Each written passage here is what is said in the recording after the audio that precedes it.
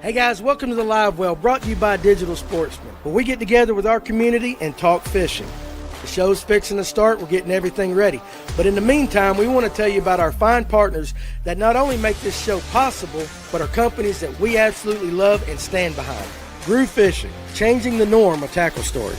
Sonar Pros, specializing in high-end installations across all electronic brands. Go where the pros go. Lipsticker Fishing, specializing in putting clients on giant Lake Lanier bass. Bill Payne's Guide Service, fish with a legend on Lake Allatoona, seasonal smallmouth trips, or even get your sonar dialed in. Brooks Anderson Fishing, guide trips and educating today's anglers on Lake Lanier. Big League Charters, fish with a pro on Tellico, Fort Loudon, Watts Bar, and Chickamauga. Money Saver Lure Retriever, designed to break your lure free from almost any snag.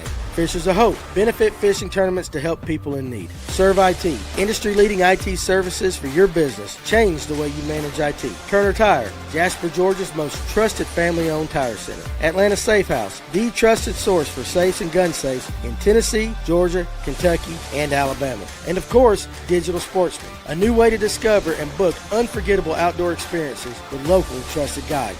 Go to fngo.com to get direct links to all our fine partners. Get ready and let's talk fishing. I unmuted it right about the time he said that. Oh, heck, we're live, ain't we? Yes, there we go. It's time. We were sitting there talking to each other. Didn't even know we were on the air. So, guys, welcome to the Live Well this Thursday night here at FNGO. So glad you guys could join us. We got a great episode in store for you. We're going to talk fall fishing. And the man beside me to my left says there is a difference between fall fishing and summertime fishing. And Mr. Kevin right there in all his glory right there. And fresh off his fine finish up on Lake Chatuge. And but we're going to pick his brain a little bit. And want you guys to join in with the questions. A lot of you guys asked to have Kevin on because we always seem to have you on about this time every year. We're going to talk. If you got questions about the turnover, hey, we'll hit that. Questions about Danny, what's your top 3 Van Halen songs right off the top? Let's go for it. Amsterdam, Unchained, and 5150. 5150 Mean Street. I got 4. Amsterdam's my favorite. 5150, those are Hagar years, and then Mean Street and Unchained off of Fair Warden. So thank you, Jake Martinez. We just jumped right into the Van Halen stuff. We can talk music all night. But I think you guys want to talk fishing a little bit. So he goes, hell yeah, there we go. Let me throw this out there real quick again. Guys, hey, December 6th, go ahead and mark it on your calendars. Toys for Tots going out of Laurel Park. All right. $5,000 guaranteed first place prize. All your details are going to be coming out here in the next week or so, as well as signups getting started. Again, we'll probably do it like we did last year. You will blast off in the order in which you sign up. You'll be able to sign up here at Fish North Georgia, and we can do it over the phone as well. We'll figure all that out for you guys. But go ahead and mark it down. And again, the goal of that is to definitely help the kids in Hall County with their Christmas right there. We'll make some kids smile. Also, too, you guys have been seeing this Groove stuff right here. Their website is finally back up and running.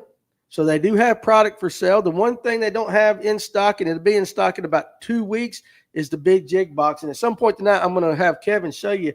I was able to give him a couple of them to let him try them out, and we're going to pick his brain about that. But you can go right now on the groovefishing.com, and you can order like the big bait box and some of the other stuff, some swag they got on there.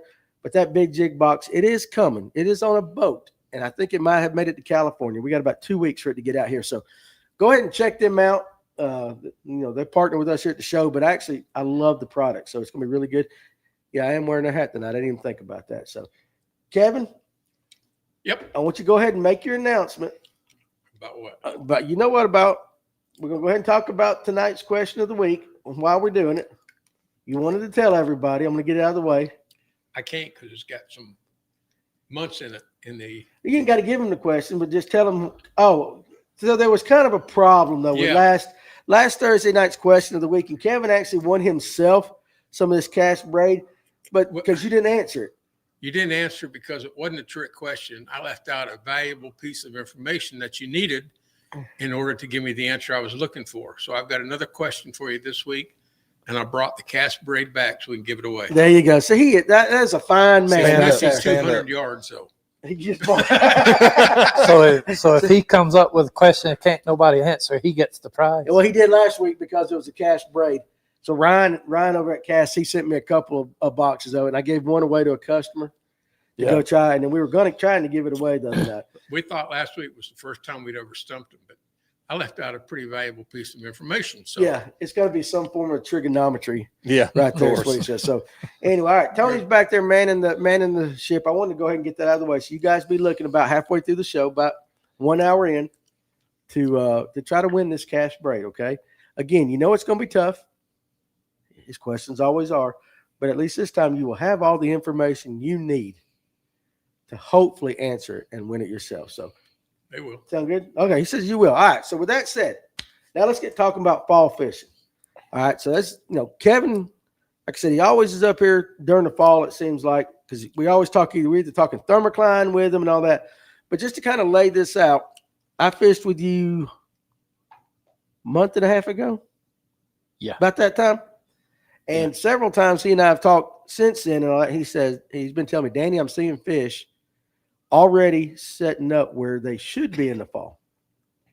So like it was happening a little bit earlier. So there's definitely some changes going on. All right. And we're going to talk about that. So Kevin, I guess I'm going to start it off, and you guys, again, throw out your questions, because this is all about teaching you guys and helping you guys catch more fish. So I'm going to throw the first question out there. What is the biggest difference between where bass set up in the summer and going into the fall?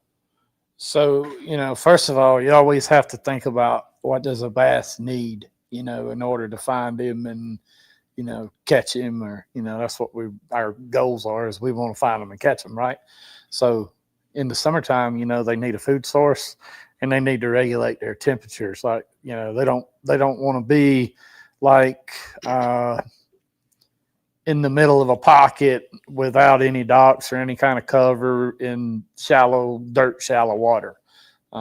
They'll be too hot. So usually what they'll do is they'll get on like current related places, or they'll get on shade related places. So your current related fish, they're going to be out there eating herring, and then your shade related fish, you may find some, if, you have a canopy over a pocket, the foliage, the trees kind of shade the pocket a lot.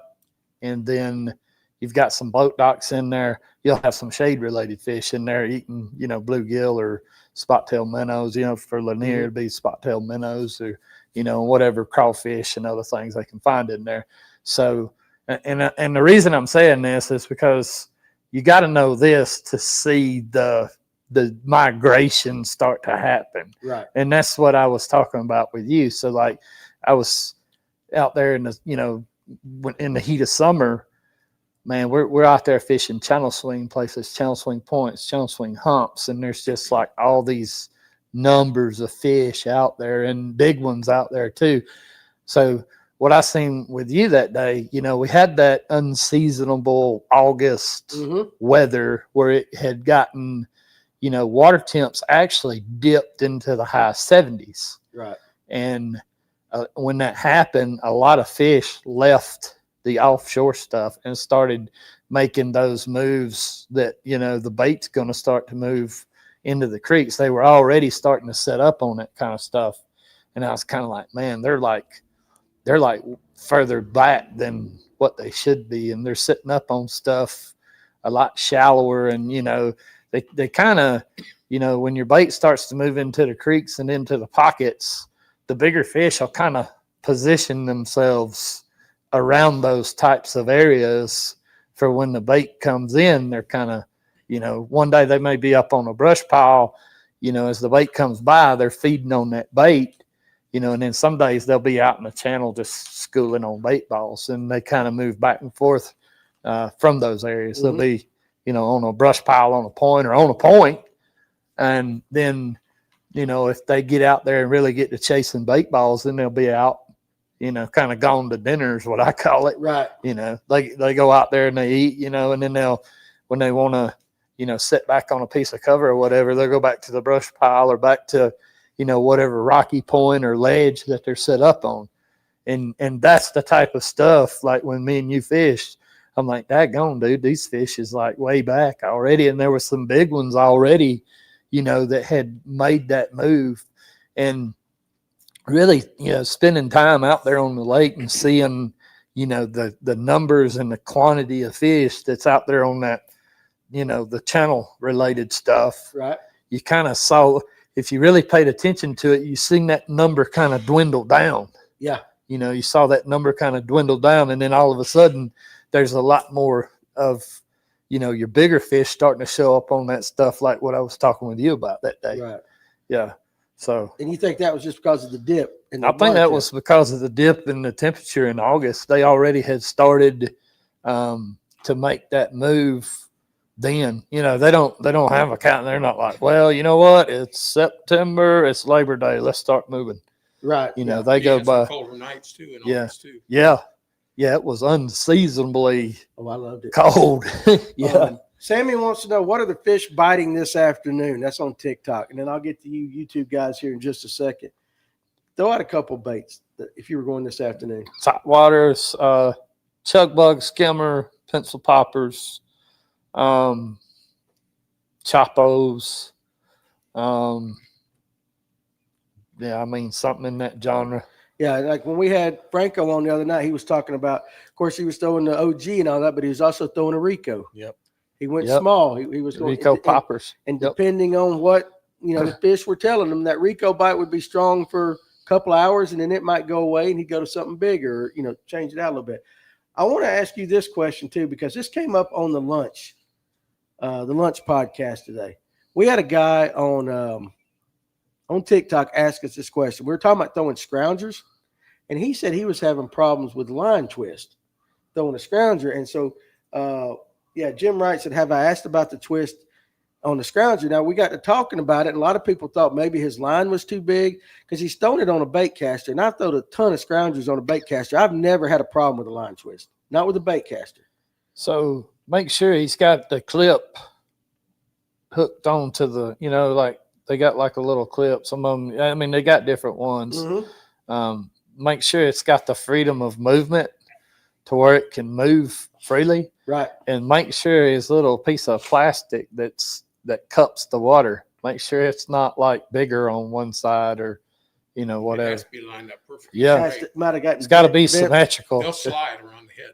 It sounds like he's either not using either a clip or you could probably even not that I don't throw a scrounger a lot. I've thrown them a little bit. It's not something that I throw a lot of. But I know they've got these little clips that clip onto them that give them that freedom of movement. And you might be able to use a loop knot too on that. You may be able to use a loop knot to give it that freedom of movement also.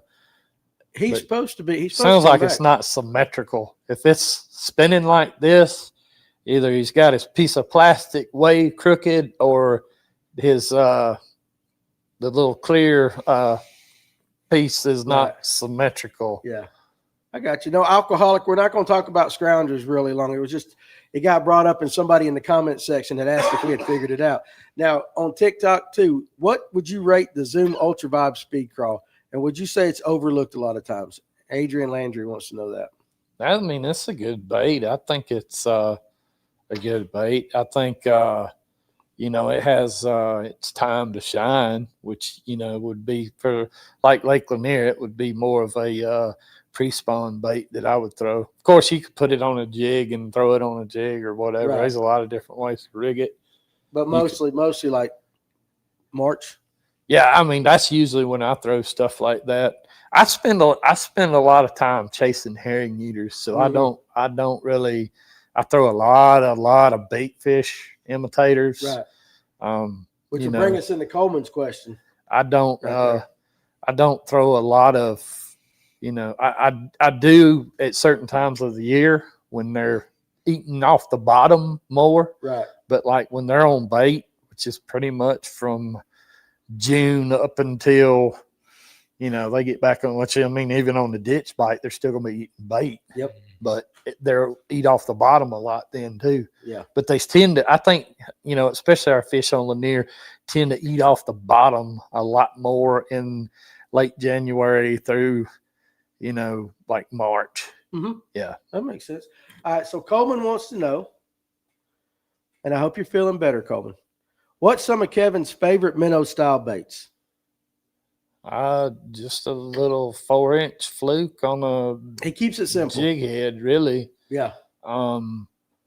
Another thing too. So that's kind of you kind of have two different types of minnows now. It's evolved over the course of forward facing sonar. So you've got your rolling and strolling type minnow presentations, and then you have your twitching and burning type minnow presentations. So the rolling and strolling stuff, you kind of want to rig that hook as far up into the plastic as you can and get more of the weight above the piece of plastic. And when every time you twitch your rod tip, that minnow will kind of tilt and rock from side to side. Right. And that's your rolling and strolling minnows. And there, I mean, there's a lot you can do with that. There's little details that you could, you could use different baits. This one's got a bigger tail. That one's got a little straight tail. They do different things in the water. The ones with the wider tail, the front will kind of rock more. The queen tackle, they made that one hook with the line tie is behind the piece of tungsten. Mm-hmm. That was made to where that weight will sit on top of the bait, and then it rolls every time you touch your rod tip. That weight will kind of shift that bait and rock it back and forth. Right. So yeah, but I use a lot of flukes. Let's see, another one. I like the mooch minnow. I use that a lot. Those I use a lot of my flukes for that too, and I'll make different colors or whatever, and I use a lot of that stuff. Just a fluke, really. Yeah. That's what I've seen you use most of the time. Yeah, I'll put it on a jig head, and again, a lot of times too, like if you're like doing the rolling and strolling thing, use colors that contrast. That way you kind of get the white on the silver. So now you got that white and then that silver flash kind of together. Yeah, and them colors kind of complement each other. Something that contrasts, especially if it's going to be rocking like this. Yeah. Yeah. And so if you're talking about his flukes too, you can go to his website, lipstickerfishing.com, and you can order them. Or if you're in the Marble Hill area, I got some on the wall. 2 of his colors now. Absolutely fantastic colors. So Chris Null, he says, so transition bank. So going back to where you were talking about the fish moving up because of the bait when the temperature got a little bit colder. So is that what you would consider a transition bank? Or how would you consider it? Well, as you look at fisheries and stuff, and I ain't gonna talk much about Chateau, but kind of like what I did at Chateau. I wasn't even gonna bring Chateau up. I know, but I was looking for places that I thought, well, as the water temps cool down, the bait's gonna move into this area, and fish will set up on. I was looking for anomalies that they would stop on. Right. And fishing those, going in. But if you're not around any kind of bait, I mean, it could be a point, it could be a hump going into a creek, it could be a brush pile on the side of just a do nothing bank, just really anything you can find that fish will set up on as they make that movement going in. Right. And to kind of, just some juice for Lanier right now. You can go around the pockets right now and find just really random brush piles that are a little taller. Those fish are all over that stuff right now. And I mean, you can pick your favorite top water and just go. Yeah. They'll hit them. They'll eat in the top water right now like stupid crazy. Okay. Yep. Okay, so there you go right there. Now, Tracy Coker said, I was fortunate enough to win a trip with this fine feller. He definitely teaches you what's going on. If y'all able to, book a trip with Kevin. Yeah. 100% agree. Yeah, Tracy come by this morning. Thanks, Tracy. Appreciate it. And I took care of the business, Tracy. I took care of the business for you, buddy. But I told Kevin how much you appreciated that trip. But that was one thing that Tracy was talking to me about. He goes, man, I was learning stuff. I'm like, hell, I do too. Every time I go with Kevin, I just sponge it. Listen, my trolling motor is now on the max because of going with him one time. It is. It is. Kevin's like mean- his trolling motor's on 10, even out there in the big water. I thought that was only for moving from point to point. Like if I wanted to get somewhere quick, I didn't know it was for fishing like that. Oh, no, It's no. on that way all the time now. And that's what Tracy said. He couldn't. You let him try to run his trolling motor. He said, "Man, he had to." Tracy was there trying to kick it down to like 7 or something like that. Kevin's like, "No, man, it's got to be on 10 Yeah. and go." Doug Rice, my buddy, my man. At what water temp do you think the fish will finally lock down on a solid fall pattern? They're already locked down on a solid fall pattern now, if you want my honest opinion. So you don't think water temp has as much to do with it, or Length of day, your days are getting shorter. Your water temps are already starting to drop. I mean, I've seen them already as low as 75, and they kind of creep back up to around that 80-degree mark throughout the day. But I mean, that's pretty significant already from where we were. I mean, we were like, of course we had that dip in August that doesn't usually happen, which kind of made that particular month kind of weird. Yeah. Just the way the fish were set up, it was kind of weird. I mean, you kind of had fish everywhere, and there was a lot of stuff really scattered around. But it's a lot. It's a combination of a lot of things. I think length of day, and the falling water temps, and it's got more to do with the movement of the bait. The bait starts to move, and then the fish start to move, and that all kind of happens. And then once I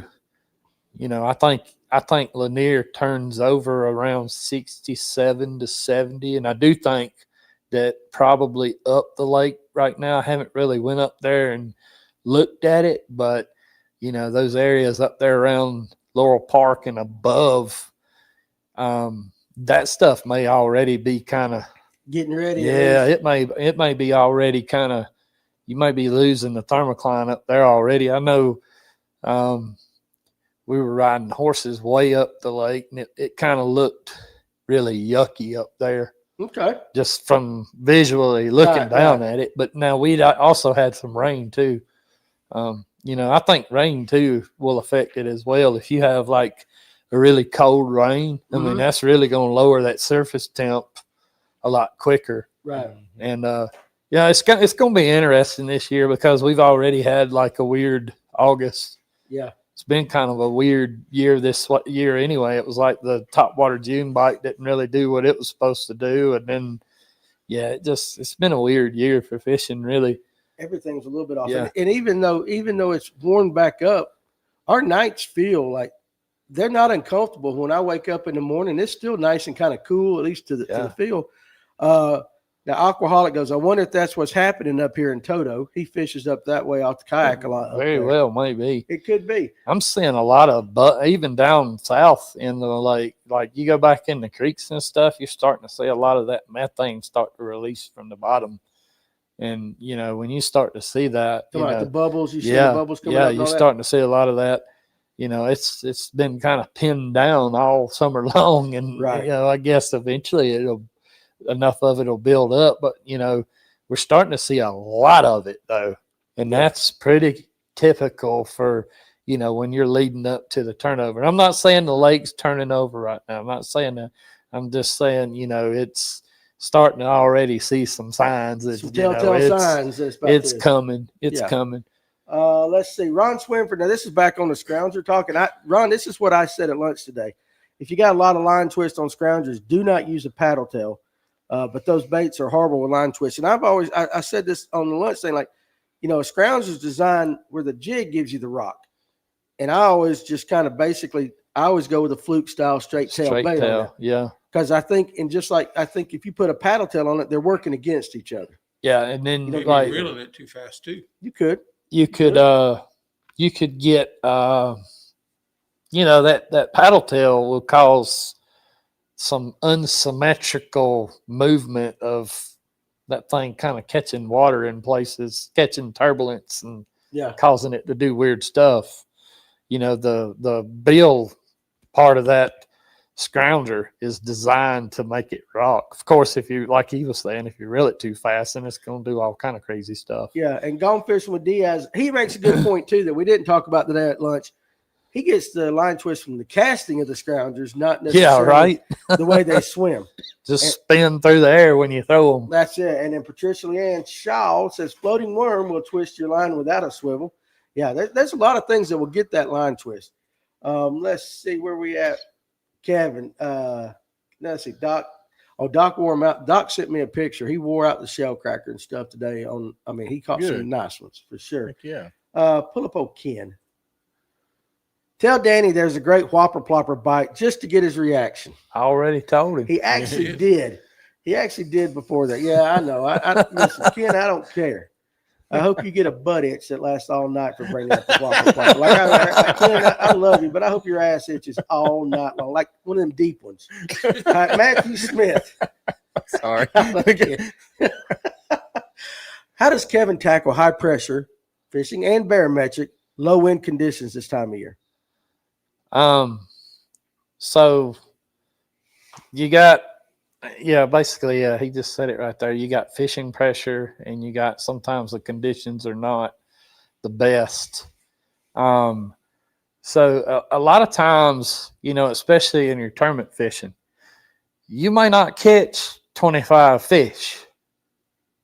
It just may not happen that way. And there's a lot of fishing pressure. You kind of have to really kind of just put your head down and fish. You have to have confidence in what you're doing. It's kind of like fishing top water, right? Even right now, there's times a day to where, man, the top water bite just doesn't seem to be, working as good as what it did yesterday or whatever. Right. And usually, what I'll tell people is, you kind of have to grow your confidence in it, because at some point in time, I promise you right now, if you put the right combination of top waters in your hand right now, and you ran some of the stuff like what I was just talking about that brush, right? I guarantee you there's a 20-pound bag to be caught right now off of that every day.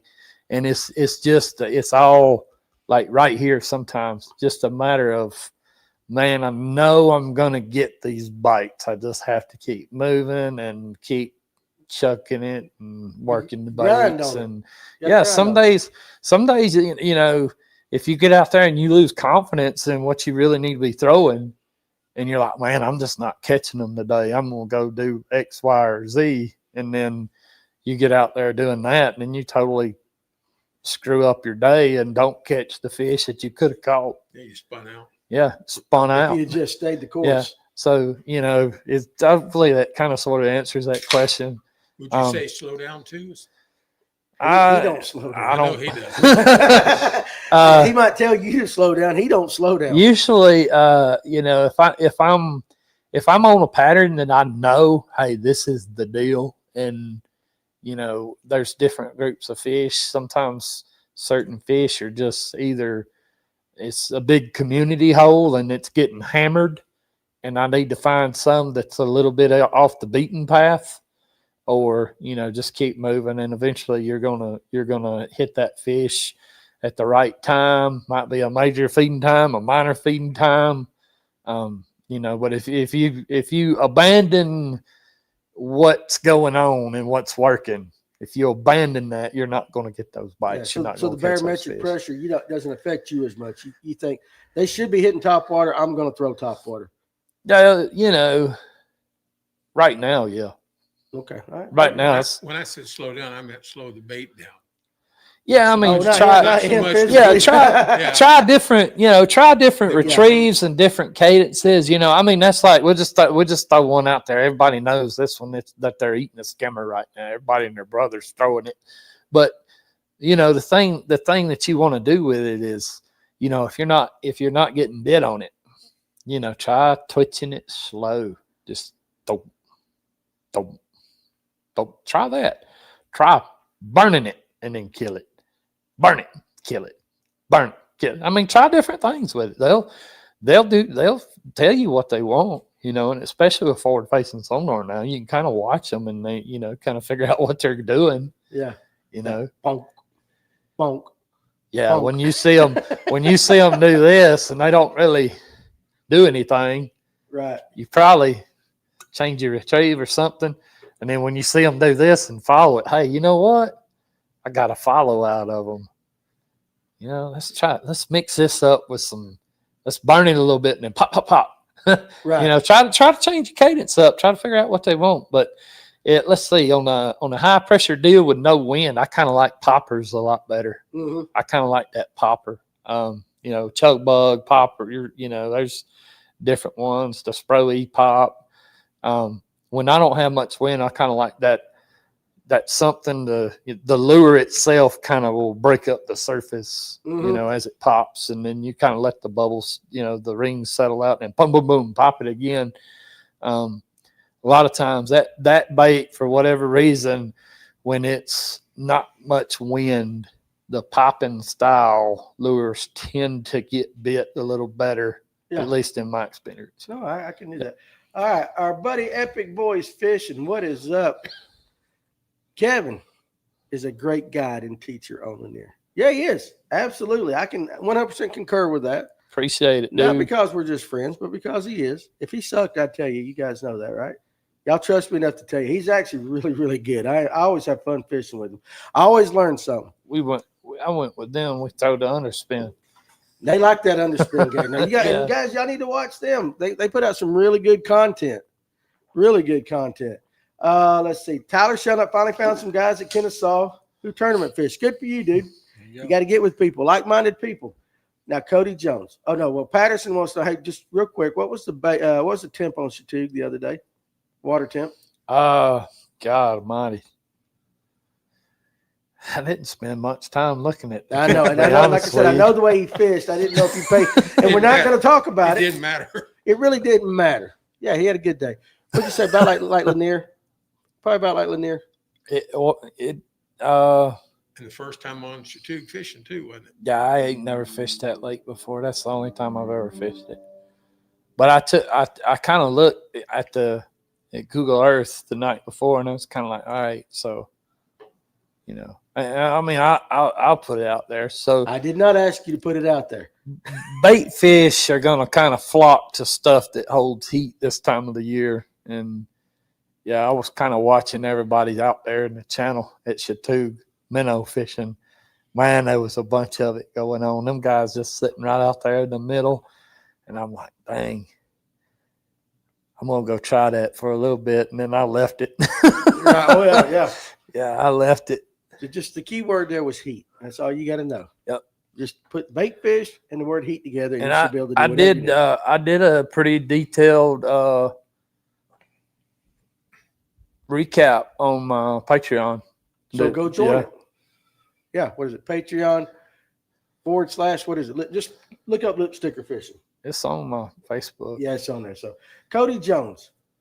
Good Lord, this question comes up all the time. Does anybody tie the FG knot? I've been practicing it all evening, and I'm finally making progress. But, man, this is the hardest knot I've ever tried to tie. Like, my answer is no, I don't. I do the Alberto because my fingers are fat, I'm old, and my eyesight sucks. And Mason Roach on TikTok says he does. That's because you're young, dude. But any knot you got a daggone twist around your head, tie around your knee, pull tension on like that is not a knot for me. But what do you tie? I can tie an FG knot, but 9 times out of 10, I just throw a Alberto knot on there because it's fast. Yeah. I don't got to sit there and stand on one leg and hop up and down, rub my belly, pat my head. That's what I'm saying. That's what I'm saying. You got to do that. Now, somebody mentioned, was it Alex that said they got a tool out now? Yeah, they got some kind of little old tool that twists it down the line or something for you. See, that's the thing. If you got to buy a tool to tie a knot. I've got a video saved on TikTok that I'll have to just repost it, I guess. But that's how I learned to tie it, and it's really simple. There's none of that stretching line. With the knot, with the tool? No, it's just tying a regular. Just keeping tension on the line, using the rod and reel, and wrapping the line around your finger, and then just tying it. It's really, to me, it's really simple now that I've done it. But it did take me about a half a day of practicing to get a good knot because it just took time. Well, right after Beasley always threw the FG knot. And right after he passed away, I said, I'm going to learn this for Beasley. And I had a tournament that night before, and I couldn't sleep. I never can sleep. Yep. So I said, I'm just going to stay up all night and teach myself how to tie the FG knot. About 2:30 in the morning, I said, Beasley, I love you, but I ain't doing this. I'm not doing this. I wrap the line around my pinky. That's what I do. Wrap. Yep. I wrap around. Yeah, that's what I do. I wrap it back on my and forth, one side, the other side. I'll just Yeah, listen. back and forth. I'll stick with the Alberto. Alcoholic says I don't use leaders. So there you go. Sometimes you don't have to. Aaron Young. Any idea what to throw? I'm going to tell you me. No, I have no idea. But anyway, I've got a 3-foot flat with dirty water full of bait, and the bass are blowing up there every year. I think they're striking a bait ball at bait ball shadows, but I can't get a bite. So we're talking extremely shallow water, got bait in there, and the bass are blowing it up. You think he's probably hitting more on largemouth? Is this on the near, or where's this at, Aaron? That might help a little bit, but I mean, what would you think? I don't know. I'd put some light jig heads on the E-rig and throw that sucker across through there. And then Mason Roach says, get you a shad, and throw it across there. I don't really know. I'd love to know what lake you're talking about. Let's see. What's up, R-Dog? Fellas from Oklahoma. See, Kevin, nights are cooler here in shorter days. So, yes, sir. So, they're going out there. So going back to Aaron real quick, something that I've done. Yeah. Shallow jerkbait. Work it fast. That's right. You like that shallow jerkbait. Work it fast through the area, because if they're hitting at shadows, they're hitting dart and stuff, and you might catch them off guard. That's a good point. That's a good idea. So Michael Stevens goes, yo, that's my buddy Kevin on TikTok. So you know Michael Stevens? I think so. You think so? The right answer is It yes. sounds familiar. Yeah. Oh yeah. Yeah, I think so. Well, it's like me. Like I know people by sight. Yeah. And then by, Alcoholic said, I grew up fishing salt. Our leaders were bigger than our lines, or they were made of steel for sure. Right there. I can totally get that. Right. Yeah, that bite line. Yeah. Bite wire. Yeah, that's right. Aaron wants to know, my buddy Aaron, we're linked friends. Okay. Yeah, we're linked friends, or whatever the hell that is. I joined it. I don't even know how to use it yet, but we're linked friends. LinkedIn. LinkedIn. That's it. LinkedIn? Yeah, Okay. we're LinkedIn. I'm finally on LinkedIn. If you went out tomorrow, what would you throw? Top water. Top water. I knew that was coming. Top water. I'll be throwing top water from now until the lake he said, turns tell over. him from Kubota. Oh yeah. Okay. Okay, now you know. Yeah, I know. I remember him. Yep.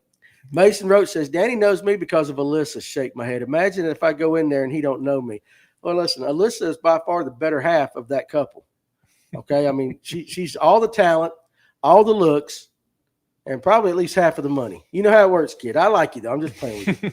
I just like you. Yeah, if you went out tomorrow, just knowing you would like, I'm going to throw top water. I'm going to commit to top water and try to see what you could do. That's what you would do. That's all that's on the front of my boat right now. Some kind of top water. Yeah. They're like, well, why wouldn't you slow down and try to throw this or that? And I was like, you can if you want to, but you like top water bites, so you'll be sitting here 30 minutes doing that. They're done run 15 holes. yeah, it's like running gun for sure. Yeah. Atlanta Outdoors, does the lower water levels impact the bite too? Some of my favorite riprap to hit is out of the water. I don't think it really affects the bite. It kind of, if the water is out of, and this is just in general bass fishing everywhere and anywhere, some lakes fish shallower and fish tend to get in blowdowns and stuff. If the water's off of that stuff, they're going to find a piece of structure or a piece of cover out offshore to get on. So if that makes sense. Yeah. If he's on a fishery where they get on riprap and, like I said, different lakes, like fish do different things. Yeah. But if the water's off of it, then they're just going to go to whatever, if there's a brush pile sitting in front of his riprap, they're probably The on. very next thing. Yeah, they're just going to move right off the bank onto some other kind of cover. Yeah. Okay. That makes sense. Far Dog says it's 94 degrees out there, and it is. The shorter days do bring on the rut, the breeding season for deer. Bring it on, baby. And some of the bucks there were tickling and play sparring today. They better hope they're not doing that in front of me Saturday morning is all I got to say. I'm going to let it fly. Let it fly. So Tracy Coker said he thinks top water bite's kind of been a little erratic, and I think a lot of people have said that this summer. But if you can find brush in the creeks, they're there for top water. Yep. So that makes perfect sense. Coleman wants to know, do you modify your chug bugs in any way? Just to change the hooks out, really. I don't really do nothing special with them. How else can you modify a chug bug? Uh-oh. We found something. Okay, I want to see if I can get You it. got to rise. I got to rise. I got to look. There's some stuff you just can't talk about. Uh-oh. That's bike club stuff. Bike club. Bike club stuff right there. Let's just say this: it is possible. How about that? It is possible. Tony, you want to you know how to modify a chug bug? Oh, I don't know. Yeah, but you're looking at me Oh, like, I'm wanting are to you know. doing this? Like, no, I don't. I want to know. Who asked Oh, that? but Who it's- asked that? Was that somebody that went out with me on a trip? No, that's Coleman, and he just had knee surgery, so he's probably at home on pain meds. I showed somebody. I show my clients stuff that I'm not going to talk about on here. Yeah, But there are some ways to get your hookups when they're just like knocking it out of the water. There's some things you can do to it to make them hook up. so Coleman, what we'll do is we'll tackle him after the show. We'll tickle his ass. To I was death. going to say tickle him or tackle him. Huh? You said tickle him or tackle We'll him? do both. We'll do both. We'll do both. Let's see. Where we at? Miami is up 7-0. Thank you for the score. Who's Miami playing tonight? Raiders? The Raiders? Is it the Raiders? No, Raiders. Buffalo, isn't it? Buffalo. I don't know. That's why I I'm don't asking. Yes. That's why I asked. Like I had No, they're clue. playing the Jets tonight. Oh, what the hell? Who gives a shit? That's the Jets. All right. So Herschel meters. Right there. Pull him up. Fish the north end today. Water temp 77 to 79. Some areas the water top was scummy but clear. A few topwater fish and the rest were dragging a jig with a crawl trailer. Hey, Bass and Bougie, how you doing over there on TikTok? We got a celebrity in the house. All right, the Bills is different. The Jets I can't stand. I like the Bills. I don't like you like the Jets?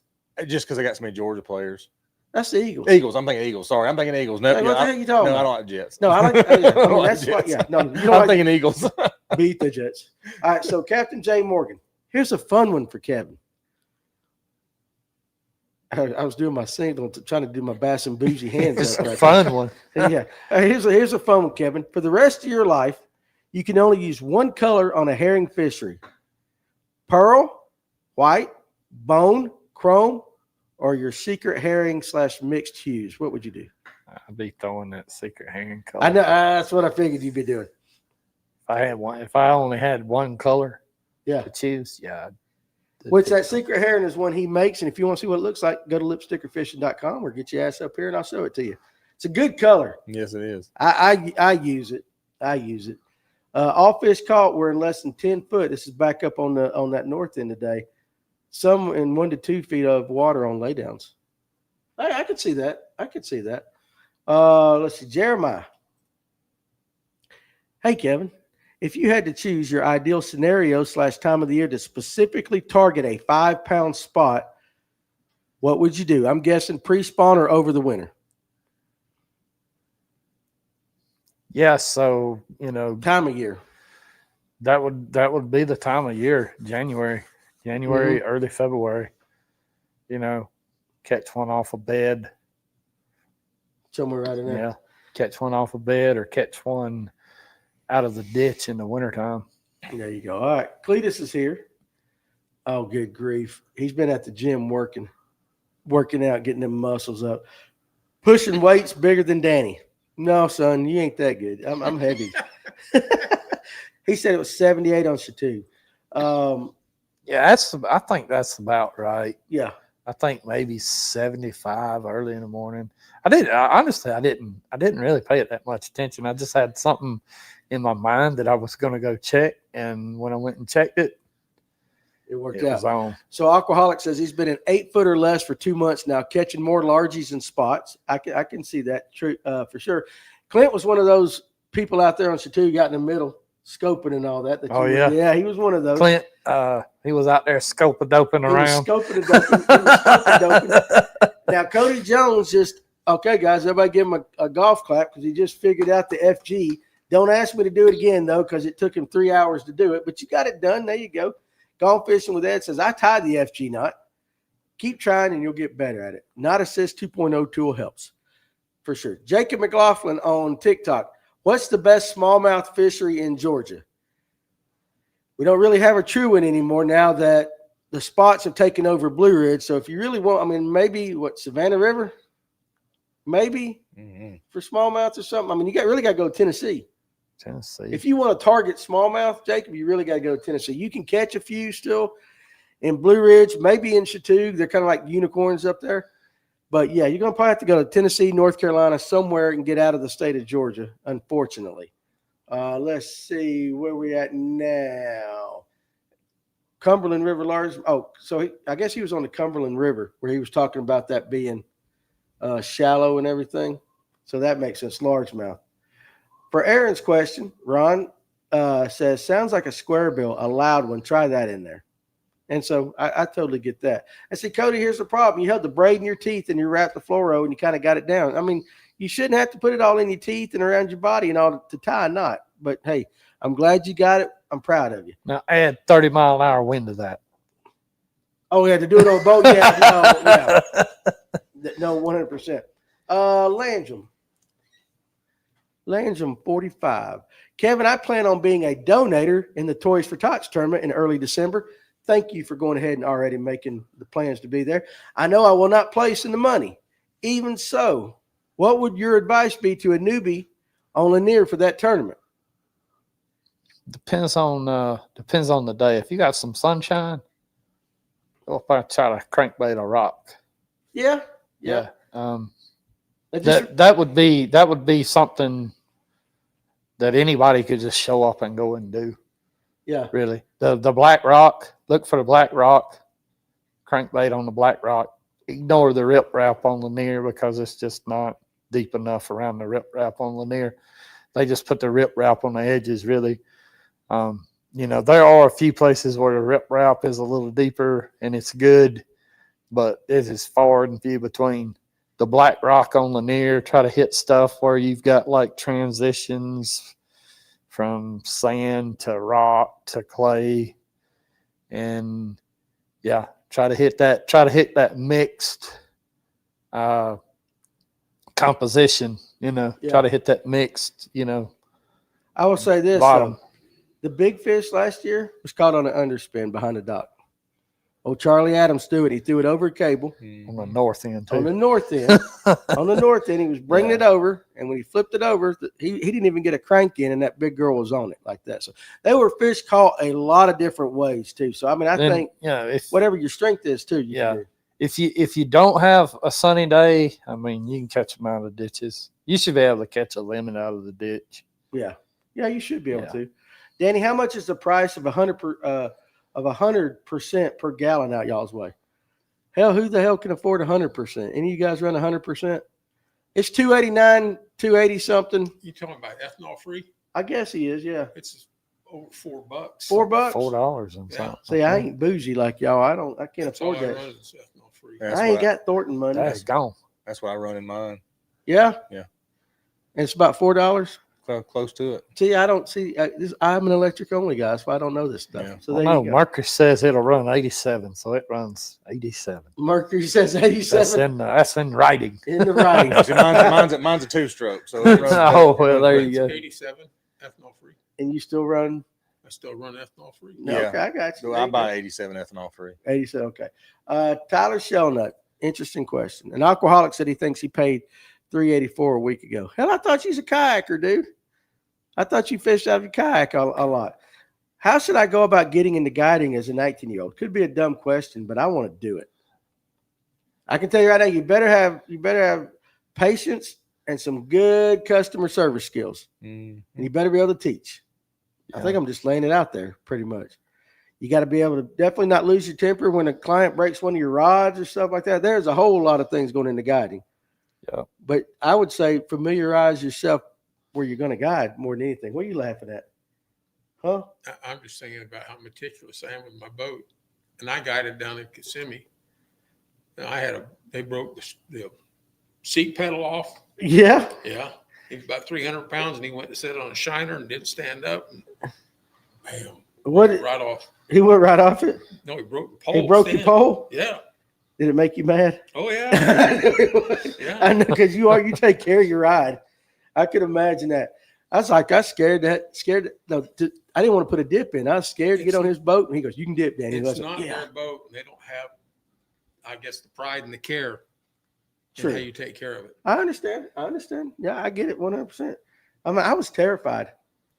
Whenever I borrowed something from somebody, returned it. It was cleaner or better shape than it was when I got it. I washed that drill, and I did just It held was it. clean. I checked. It was clean. I held it in my hand for like 3 minutes, and I washed that thing down because I did not want to leave just a speck of dust on there. It was clean. Yeah, no, thank you. You got it clean too, didn't you? Yeah, you damn right it was clean. He I was not inspected it to going make sure it was clean. Hell yeah, I did. Manny goes, "What are you doing?" I'm like, "I'm washing the drill."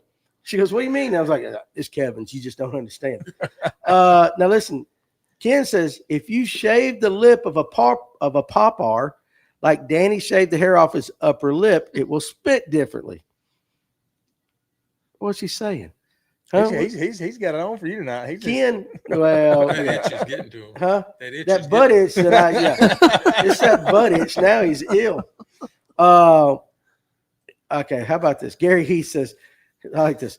Come on, Kevin, not that many here, and we are far away. Teach me a chug bug trick or two for here in East Tennessee. He ain't gonna be using it on your lake. Give him something that he can work on Tennessee. A little chug bug trick. I mean, Pop it. that's it. He ain't giving up that. He ain't giving up that chug bug stuff. Cameron Bennett, right there. What's up, dog? Best place to target large heads on Lanier, north, middle, or south end. Now you can target them all over the lake for sure. Really, all over the lake. Right now, they're sitting on the edges of miles of places going into the creeks and Yeah. pockets. Them big dots you see on your live scope that just hover around and they ain't doing nothing. Those are largemouths. You think so? I know, sir. Well, I'll say this too. Lazy. They're lazy. Another thing too is there is a big misconception on Lanier that if you want to go target largemouth, you got to go north. I'm not saying there ain't more up north, but that you got to go north. There's some good largemouth fishing. Hell, Bald Ridge Marina's got some good largemouth fishing, and that's down on the south end. You just got to find the right spots. I know this is almost a year since Kevin and I went out together, and we caught largemouth on the south end down there. They were mixed with spots. Yeah, they are. They have gotten to where they're like that. They're pelagic now. Yep. The pelagic spots mixing with largemouth, spots mixing with big old gizzard shad. Dude, Everything. they'll be sitting out there in the middle of the channel just hovering 5 feet under the surface. Largemouth, Mm-hmm. where most people would not expect to They see. just hover around. I'm telling you, like them big, lazy looking. You'll see them on your live scope, and you'll be like, "Man, that ain't no bass. That's got to be a carp or a gar or something." It'll be freaking big largemouth. It's sitting there, Yeah, like just sitting there. The screen froze right It there. did freeze. I thought, Yeah, that's basically what they're doing. They the just screen froze with him doing it. I thought he was it stuck. just did it again. they're like, That's the typical largemouth it right says there. like in the back. Maybe we moved too fast for the cameras. I don't know. I know. I fished with Dowie this weekend. And I was on, Yeah, I was on school and spots. Yeah, just like in the Bass Pro Tank. There you Yeah. go. They just sitting there like. So what was you? I was fishing with Dowie and out in school and spots in the middle of wide open nothing near mouse like he's talking about, and you'd see the school spots come by and you'd see 1 or 2 lazy little dots just sitting there. They wouldn't hit anything, but they were there the whole time. Which makes you wonder what the hell they doing there if they ain't feeding with the spots. They're feeding. They're just not feeding. They're feeding on what's passing by. They're not chasing the bait ball around. Like just the not spots. as aggressive. The spots are the hound dogs. They're around. That's what I was going to say. So they're just waiting for the spots to run them back. At to least them. that's what it appeared to me. But I don't know, man. Them largemouths, when they want to eat, God, they eat freaking everything. They'll eat the daggone spots. Yeah, I swear they'll probably eat some of them Well, smaller I mean, spots, if they can get it in the mouth, the largemouth will try to hit it. especially some of them big ones. Yeah. Yeah. So Gary says, just send me a tricked one out. We'll get him a chug bug, let you trick it out. We'll just mail it to him. Send Like, them he a ain't- tricked out listen, chug he's not going to give up on that chug bug. Right now. Kevin's gonna start to say, "Pimp your chug bugs." Let's see. What is there to expect going on a guide trip with Kevin? I tell you what, instead of letting Kevin answer, Tracy Coker. Tracy, if you're still on here, I want you to answer that. I think it would be a lot better coming from somebody. I'm that- gonna answer it in real time. You can answer because you've been on a guide I'm trip. going to with answer it him. in real time. Yeah.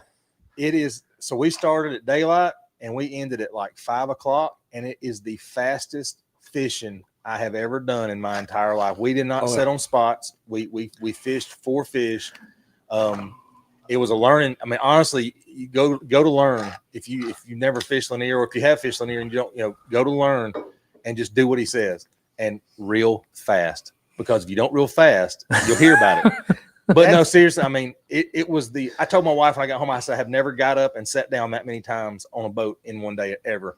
But it was one of the best experiences I've ever had. Damn tournament with him. Oh, I can't imagine. Like my legs and my back felt like somebody just beat me with a 2x4 for an hour and a half. But, I mean, yeah. But he starts off the day teaching you Mhm. about what he's been seeing out there. It's not just a wide open. Pull up Coker. Pull up Coker right there. Down at the bottom. Hang on. Yeah. Expect to move around a lot. 100%. 100%. You are running and gunning. You will be fishing tired at the end of that day. I promise. If you're not used to doing it, you will be fishing tired. Yeah, no, it is a fast day, but that is Lake Lanier, and that's the way, even like you guys that fish tournaments on there a lot. I mean, it is a run and gun lake. Can you slow down? Yeah, but you're just not going to with him. Right. If you want to soak some stuff, there are probably other guides that will soak stuff. But We probably threw. I think Kevin might have thrown a fluke, or not a fluke, wacky rig one time, if I'm not mistaken. Yeah. One time he said, that ain't what we're doing today. he just did that, so in case you told him that you told him you can tell Danny I threw the wacky one time and all that. It's a good time. You will learn. The best thing is go like I've never been on a guide trip with him. I fish some tournaments with him, all that. I still treat it like a guide trip and just try to sponge. I watch him when he's fishing, and I'm watching him paying attention, and you just figure things out. I still use stuff that I learned on that trip, and I don't fish herring fisheries, but I still use stuff I learned on that trip everywhere I go. Yeah. Everywhere I go. Fast. It's not just fast. It's just realizing that, you can sit there and plink and plunk around for a fish, but that's not what you're there for. I mean, just like I said, there's so many different things you're going to learn from it. I mean, it's a good learning Do experience. you feel good now? We're talking. Look, see, Appreciate it. here's my We wife. like you. You might be my Appreciate friend and all that. There's a comment from my wife, and he loved it. Christy, ain't you got something better to do than sit here and watch this? Are you spying on us or something? Yeah. Like Making sure he's she's up probably there. the one that calls Amanda and says Danny's talking about boobs. Oh, again." yeah, I don't know. You know that's what she's doing. That's why I get caught, because my wife ain't watching this like that. We're taking care of your man, Christy. Mine is. I already got a text from her. Did we get in trouble already? Oh, no. Okay, good. I was like, She just said when we were talking about fish, she just said they're just like women. Pay attention to what they like. words of wisdom from the Thorntons. There you go. Like that's almost like a Hallmark card or something like that. You could just see that. Just pay attention, because they're like women. Just pay attention That's to what the fish want. to what the fish want. Go back up a little bit. There was a hack on there for a chug bug. I missed it. Right there, far dog. Far dog. 2 extra split rings to the back of a chug bug with a longer white feather. Add a little wire to your weight so that it makes it ride a little lower. Pops up like this. And so you remember the other night, if you watched, Franco talked about even doing that with the OG. He put a little weight on the hook. Put a little weight on the hook so that it bobbed. Right. So that it sat there and bobbed when it was sitting. All right, let's see. You want to go ahead, and we're about halfway through. Go scroll all the way down. Let me make sure we didn't miss any big ones. What's up, Pontoon Jody? So listen, if you guys had a question, because dang, we were way behind. Yeah, we were right there at the bottom already. Oh, we were? Yep. Okay, all right, good. So we are caught up. All right. Now get ready to hear real faster. Oh, get ready to hear real faster. Yep. Okay, I got for sure. What's No, up, I'm gonna Jeremy? talk slow. So yeah, all right. So guys, again, last Thursday night, Kevin, we were trying to give away this cast. This is a 20 pound or 12? That's 20. 20 pound. This is that braid we all talk about that we all love. Kevin put out a question, and he left off some key information that would have helped you guys. And because you didn't answer, we gave him the braid, but because he is a man of integrity and honor, he is bringing it back because he feels like he messed up a little bit. Oh, look at that. Terry came home early from shopping. Hey, good looking guys. What's up, pretty lady? I'm telling you, man. Like, I know, listen. I've told her. Oh, listen, your wife's hot, dude. Like, yeah, she is. Anyway, look, we're going to try to give this away. So Kevin's getting ready to read the question, and he's including some of the information. First one that gets it, we're going to send this cast braid to. Are you ready? Okay, I'm ready. All right. I'm going to be daydreaming about Terry while you're doing that, just to put some pressure on you. Okay. Last week, I asked for the names of the 5 Bassmaster pros who'd been featured in Bassmasters Day on the Lake from 2021 through 2025, only to forget providing you with the months I was looking for, at which at that time was September and October. When I got home, I couldn't believe that I had stumped y'all. And I remembered seeing all the names that were coming up, and I got to thinking something's not right. So I read my question again and realized I'd left off the months for you to give me the names for. So for this week's question, what was the total weight caught by all 5 anglers for the months of September, October from 2021 through 2025? I'll repeat the question again. This week's question, what was the total weight caught by all 5 anglers for the months of September through October from 2021 through 2025? And this is Bassmasters Day on the Lake. That's where your answer will come from. Okay. September, October, 21 through 25.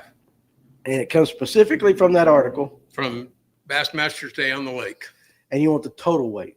Total weight. We don't need names of anybody. We just need the total weight, or do you need the names of the anglers too? No, I'll take total weight because I gave them the anglers last week. All right, total weight.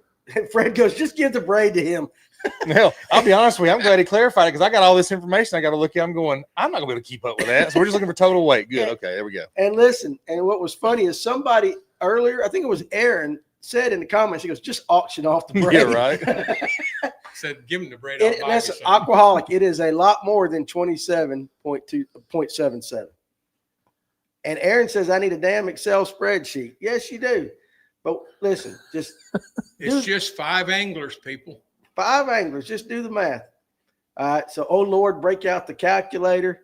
But you guys are sitting there while you're watching it. Lonnie Hill says 86.34. Oh, way up. So it's for like 1, 2. It's for 5 years. 5 anglers for September and October, right? Yep. So a lot more. How many day tournament? It's not a tournament. It's just a day on the water. They take a pro and they stick them on a lake. Oh, let me back up. It's just for 2025, not 21 through 25 this year. It's just 2025. So if you get your latest Bassmaster Angler book, you'll get the answer real quick. Oh shit! I was telling them like, well, that's because that's gonna mess. It's all 21 through 25, but it's just one angler in each article. Like I'm confused. No. Listen, 21 through 25, one angler for each article. So there's 5 anglers, one for each year, and what was their weight for the month, September, October. That's why they're getting so high. Okay. It's one angler for September, October, because that's how the magazine comes out. It's 2 months. Oh, gotcha.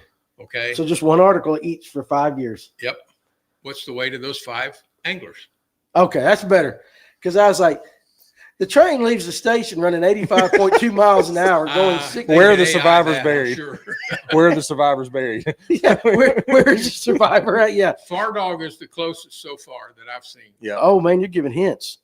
Let me fix. I just said closest. Let me fix my TikToker over here.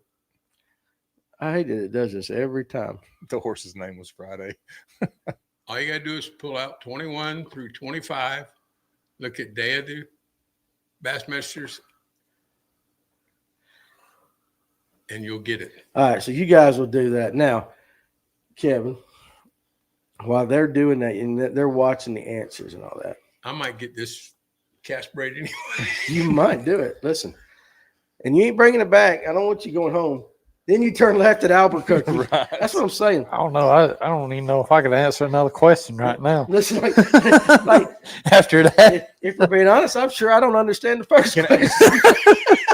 Can I tell all these guys they're way? Oh, you can tell them they're way high. Yeah, if you're in the triple digits, you're high. If you saw Far Dog's post, he was the closest. We got some. Oh, okay. So, okay. Who's got a cell phone on them? Marcanza. It's hard to look at TikTok too. We all got cell phones on. We all got cell phones. Like you sending Coleman, us you're the closest now. you're sending us a picture. We'll do that. Okay, so 1 million pounds, Doug Phillips. Hey, listen, this is some really damn good braid, guys. It's some really good braid. Did my 500 come through? No, at all. So, I mean, like, okay, Marquez, would y'all do a quick review on my glide bait? I just started making them. Well, I tell you what. Ooh, they're in your clothes. They're getting close. Hold on a second, Marquez. Let's see. How would I give him a number? Because I can't let you go to my phone because my phone's actually running the TikTok. 29.8. That came from Traveling Fisherman. Message McSwim bait on TikTok. Okay, you guys look at the McSwim bait on TikTok. All right, we got it. Who got it? Far dog. Yep, far dog. 43. Oh, shit. 43. 26. Hang on, it keeps moving. They're going so fast now I can't keep up with it. All There right, we far go. dog Sorry, got guys. the braid. Okay, there you go. Well, look at. Okay, hold on a second. So listen, far dog was not very confident in his damn answer. So go up to his correct answer. 43.6. Yep. Now scroll on down. He's answering again down below. 41.6. Yeah, You got it right. We're gonna send it to far dog. All right. I think I got your address. We'll see. If not, I got your message. I'll text you and get it. All right, scroll on down now. Whew, I'm glad that's over. I like seriously, like me and Darian Moss are on the same page. I'm on that page too. I still don't understand the question. Billy Taylor got it. He got second place. All right, Billy Taylor. Well, you know what you get, Billy Taylor? High five. I appreciate you guys throwing it up there. But like, I honestly was like, I was thinking you had an angler for September, an angler for October. So I was thinking 10 anglers for 5 years. That's what I was thinking too. But he is right. Listen, I had all the information back here and I was lost. So I was thinking 5 anglers for 21 through 25 Yeah, I don't know, man. for September and October. That's what it is. But September, October is one magazine. It is one magazine. That's what throws you off. They do a September, October edition. Okay. So that's what threw me off too. But they do 9 5 magazines anglers. So like I'm sitting here, I'm like, okay, so 5 anglers, 21, 22, 23, 24, 25 times 5. There's only one angler. Like, listen, There's only one angler in each year, though. it is. Okay. Well, we got you now, but it's still like my phone. Okay, I got it now, and it just clicked then. I was like, hey, you might as well be. It'd be easy Brain's to tie the damn FG. my now with brain's no cooling direction. down now. These damn guys are so good with AI. I mean, they got the answers before I get the question. Yeah, he doesn't even. Yeah, that's why he makes them so tough now because they would just Google that I shit. need to figure out this AI stuff. I'm It's just scary, like, dude. I don't even know. I don't know nothing about it. Everybody's Chat like, GPT makes. I mean, don't get me wrong. Chat GPT is amazing, but it makes many a man lazy. Yep. Like they can just ask. You can just ask your phone, "What is this?" Like there's a lot of people don't. They couldn't figure it out on their own without the phone. But it is pretty damn impressive. And the more things you give it, like parameters you give it, the more detail it gets. It can get crazy out there. Have you ever put your name in Chat GPT and said, "Tell me about"? Because tell me about Danny Pruitt, and it was like he works Fish North Georgia. I mean, it just wouldn't lay down, dude. I did my social blue book bio using it as a guide. I just typed it in there, give me a bio for social blue book, and it spit out almost everything that I needed, and I just refined it to sound more natural. Oh yeah, for sure.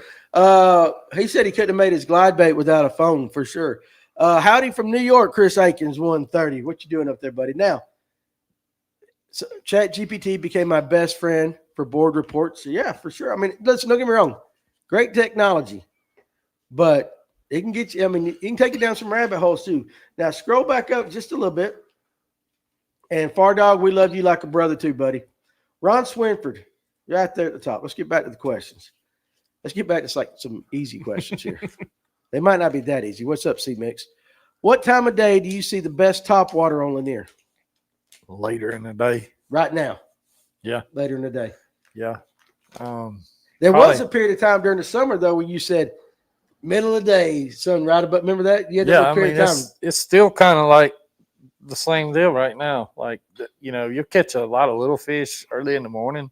Seems like you get a lot of them bigger bites like later in the day. Yeah. Yeah. That makes sense. Chris, he's up there watching Dylan at the EQs, and he's listening to us. We appreciate that. How did Dylan do today? Or how's he doing? Aaron said, we're talking about your questions. Better off buying some scratch offs. You need to write a trivia book. Here's a good one because this will be here before we know it. Doug Rice, what's your favorite bait to use on the ditch bite? I kind of like twitching the minnow above them. We always kind of tight lined it even before live scope. But if you can find fish in the timber, that's going to be your better quality fish. Now, is it true that they'll come up, they'll push like early in the morning, they'll push bait up into the back of the creeks, and then as the sun comes up, they kind of retreat back in that ditch down towards the timber? So is that typical? Yeah. So something like it depends on. There's a lot of variables to that too. Like there'll be some days to where, they'll keep moving up and pushing back and pushing back. I don't think they do the whole going from 2 foot of water to 80 foot on the bottom all in the same day. I think it's different groups of fish, but there'll be some groups of fish. Sometimes, dead of winter, they'll be back there in like 5 foot of water all the way in the very back of a pocket. Right. And I don't think that group of fish moves out there and then they're join the ones that's 80 foot on the bottom. I think that's too big of a move for them to make that quick. Because like when you catch a deep fish, you bring him up and then he's got barotrauma and you have to fizz that fish.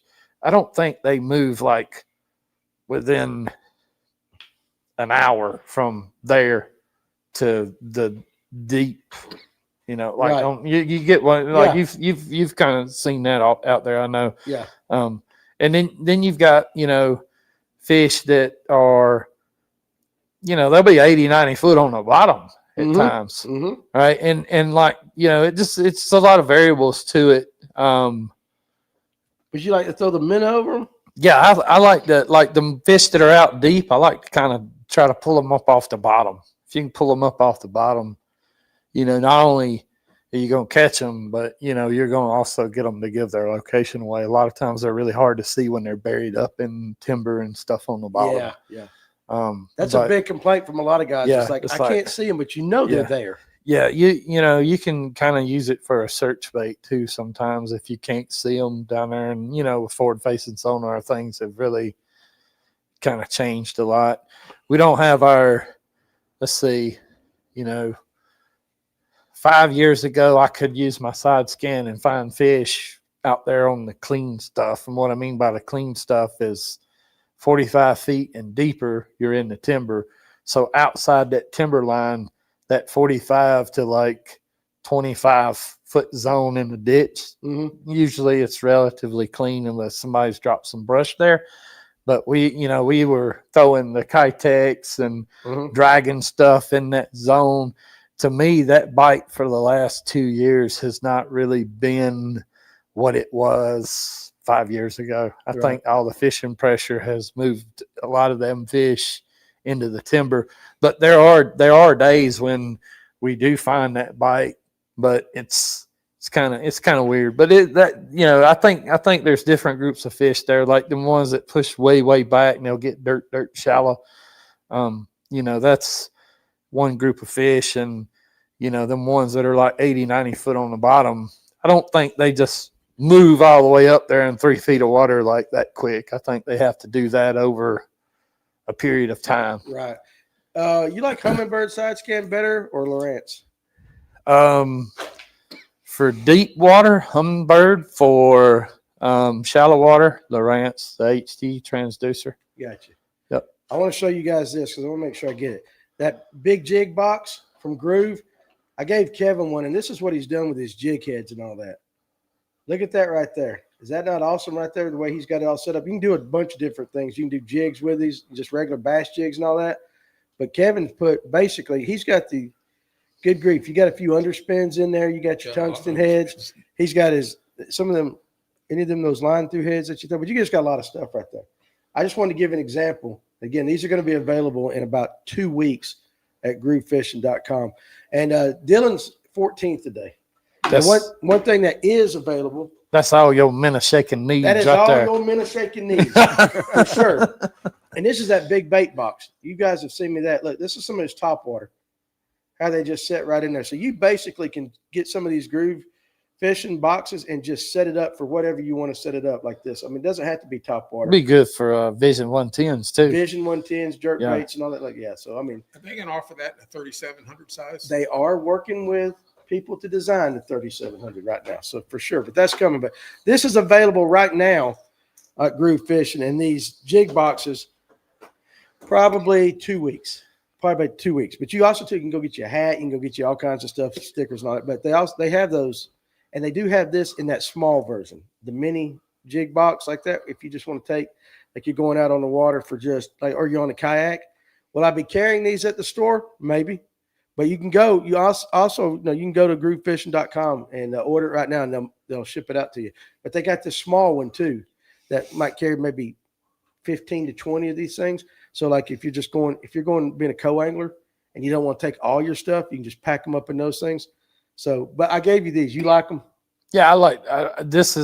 I really like this one right here. The big jig box. Yeah, I really like that one right there. That right there is perfect for that. I mean, you know, if you're out there, you want to make an adjustment really, really quick. It's like It's just there. grab it and go, dude. Yeah. Yep.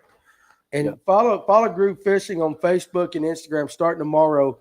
I was going to do it today, but I had to wait for one special call from them to make sure before I started doing their social media that their shipping and everything was ready. So now they've got everything, set up, ready to go, and we're going to start doing that tomorrow. So They're something that I like about the box too. The box is really durable. Like a lot of boxes, you see how the rod goes all the way through the back of it right here.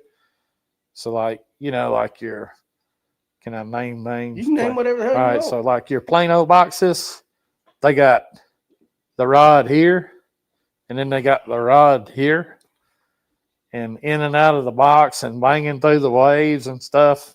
Usually what happens to my plain old boxes is this right here, the rod breaks loose. Breaks off.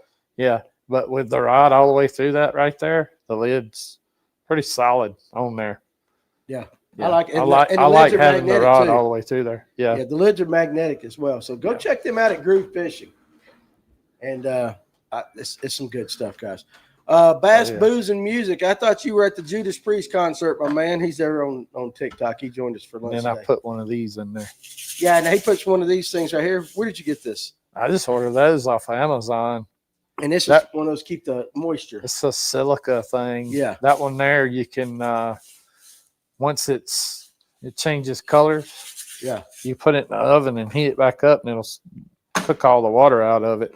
Yeah, we Then do you that. use it again. So it's GRUV Fishing, Aquaholic. McSwimbait, I got to know if he would throw one of my glides. Hell, I guarantee he'll throw it if you'll send it to him. Well, we can set that up. So message me and I'll tell you how to get in touch with him if you want to. Either on TikTok or on Facebook, you can shoot me a message. Let's get a quick review. Well, we can do that, but we can't do it right here. I ain't got no water. But we'll definitely get your review going on. Let's see where we at on the question. Clint, right there. You okay, dog? Yeah. All right. You don't need no mouth to mouth or nothing, do you? Oh, that'd be a no. No. Not from this crew. No, bro, I got to grip in. I don't want to do that. If you're running and gunning and the bite is booty, do you slow down or keep running water just as fast until something happens? That's funny right there. The bite is booty. Yeah. Yeah, throw that booty at him then. Well, I can see Clint saying booty. Yeah, so I get it. The bite ain't no good. You know, again, if it's kind of like this to me. Like when you pull up to a place, the fish are set up out doing whatever they're doing. All right, now as soon as you put your boat, put your lure in their little ecosystem, I feel like you kind of move them fish around and you mess them up. You drag them to the boat. Once you do that, they're no longer set up to do what they're set up there doing anyway, if that makes sense. I know it's kind of sounds funny, but I would, for me, once I move a group of fish around, I feel like I would, really rather go to try to find a fresh group of fish that's not been harassed, especially now with all the fishing pressure that you got. Even if you pull up to a place like like on Lanier, I can tell when somebody has fished for certain groups of fish. You know, like when you pull up to a place and all your fish are sitting up there in the top of the brush pile, just as pretty as can be. All of them are pretty much set up that way. Then you pull up to one place and fish are like scattered all over the place. There's fish out under your boat. They're not really set up in the top of the brush. You kind of know that, man, somebody just hit this. Yeah. Somebody done pulled them fish around. I have heard you and, say and that. I don't stay long. Like as soon as you pull up there, you can kind of tell what your fish are going to do, especially if you have forward facing sonar on your rig. You can kind of look around and you can kind of tell what mode them fish are in, you know, if they're in an active mode or if they're just kind of wandering around looking like, you know, hey, we're meandering back to sit back up on our piece of cover that we like to sit on. So, you know, I really think a bass, you know, yeah, they do kind of ambush. They like to sit and wait, especially a largemouth, if they're actively feeding. So, you know, for me, I'm going to try to hunt down them actively feeding fish, especially right now. Now. I've seen you do that. And I've seen you also after you make a few casts and they're not reacting the way, we'll go to the next one. And you always say, we can come back to them in an hour. Yep. Yeah, I've heard that with my own ears. Jeremiah, do you still focus on deep structure for the night bite with spots or fairly shallow? Now, you don't fish at night a lot. I don't fish at night much, but usually if I was going to fish at night, I would try to, you know, get something that makes a lot of vibration in the water. That puts a lot of thump out.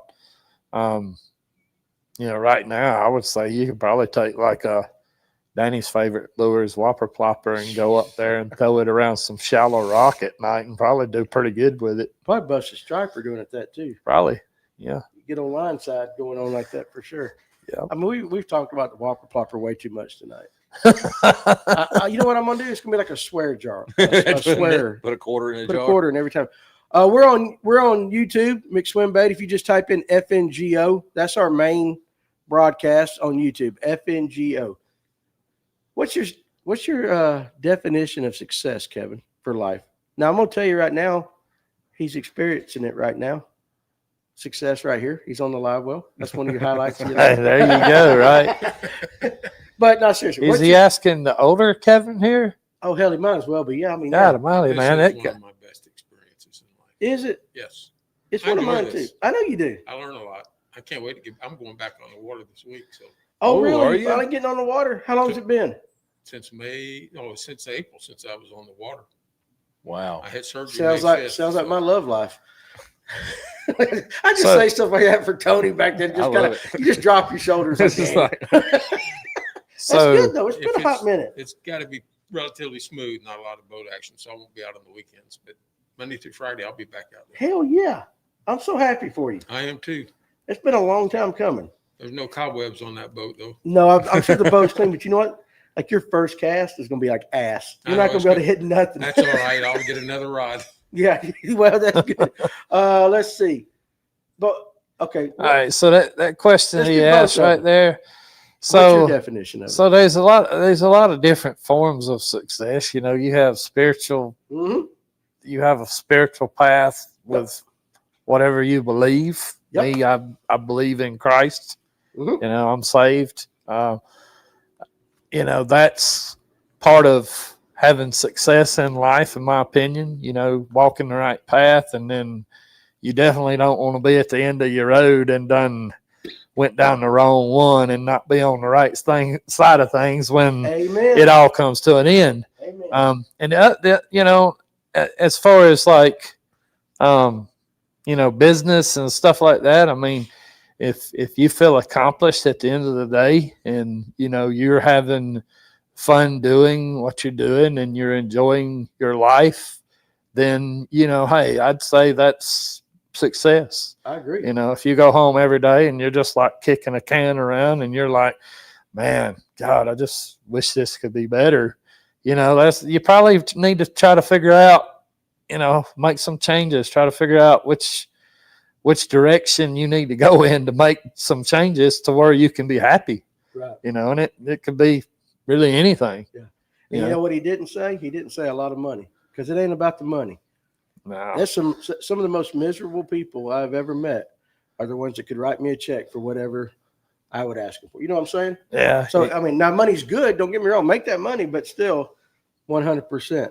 100%. Kevin, I'm going to let you answer that real quick before we go to the next one. Spiritual for sure. You know, I don't want to have any regrets Mm-hmm. in life. So sometimes you have to take chances, and I want to be one of those people that will take that chance. Yeah. And then meeting the love of my life. Like, dude, you did well. I'm telling you, she is just You did well. everything you can want. Oh, I know. And I know exactly how you feel about her. I do. Yeah, Do anything in the world for this woman. absolutely. That's a good thing. Traveling fishing, for me, it's learning all the knowledge I've obtained and all the adventures. Again, out there living life.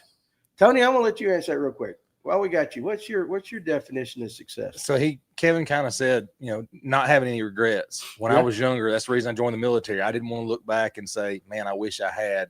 So for me, that's one of my definitions of success is, taking those chances and doing those things. And then, being a good father and a good grandfather. That's one of my biggest accomplishments. So for me, that's my definition of success, is that I can look and say, I've, got, 2 wonderful children, and I've got, a great granddaughter, and they're doing well because of things maybe that I taught them. And that's success to me. Absolutely. Good answers, guys. Absolutely good answers. Let's see. Kevin, over the years you fished Lanier, how much have you seen the fish change to different structures and covers? So Got to be a lot. over the years or throughout the year? Over the years. Over the years. So like the last 2 years, I would say, and I've seen them set up on different things, and they just don't set up the same way they did 5 years ago. And I think a lot of it has to do with a lot of traffic and a lot of fishing pressure. Mhm. Would I credit some of it to live scope? I don't know really. I mean, there's still plenty of fish out there to be caught. It's not like live scope has depleted the population. So I wouldn't really credit it to live scope. I would say it's probably got more to do with the amount of people that have taken up fishing over the course of the last 3 to 4 years. Yeah. Since COVID. Really, COVID, yeah. really since COVID. Is it making them set up different? I think a lot of the like take your brim bed bite, for example. For the last 2 years, now, I mean, I know somebody has probably pulled up and just whacked them on a brim bed, but being out there every day, the number of brim beds that we used to run a whole pattern. We could run it for the entire day, fishing nothing but brim beds all day. And for the last couple of years, we just really have not had that same deal that we had like when I started guiding. Mhm. Dude, I run trips where all we did all day long was run bluegill beds.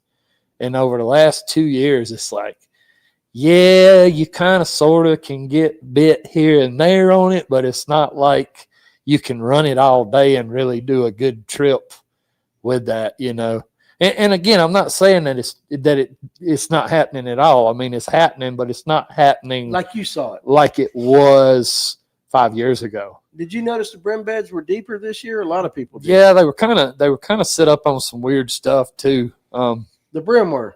Yeah, they were like, for example, there's some offshore little shelves down there around Lanier Island, like really exposed, but they had bluegill beds on them, or they shellcracker beds on them, Right. which, it's not really the typical places that you would find them at, and I think a lot of it has to do with the wash coming from boat traffic. I think that they're not really, like, if they get up there behind that dock, it's getting washed out. You could know be. what I'm saying? Yeah, that could be. I don't know. I mean, I'm There's not lot a of variables, but biologist. that could be one. I'm not a biologist, but I mean, something is different. They're not setting up the same as they have over the years. And I think really, like, for like wakes and stuff like that.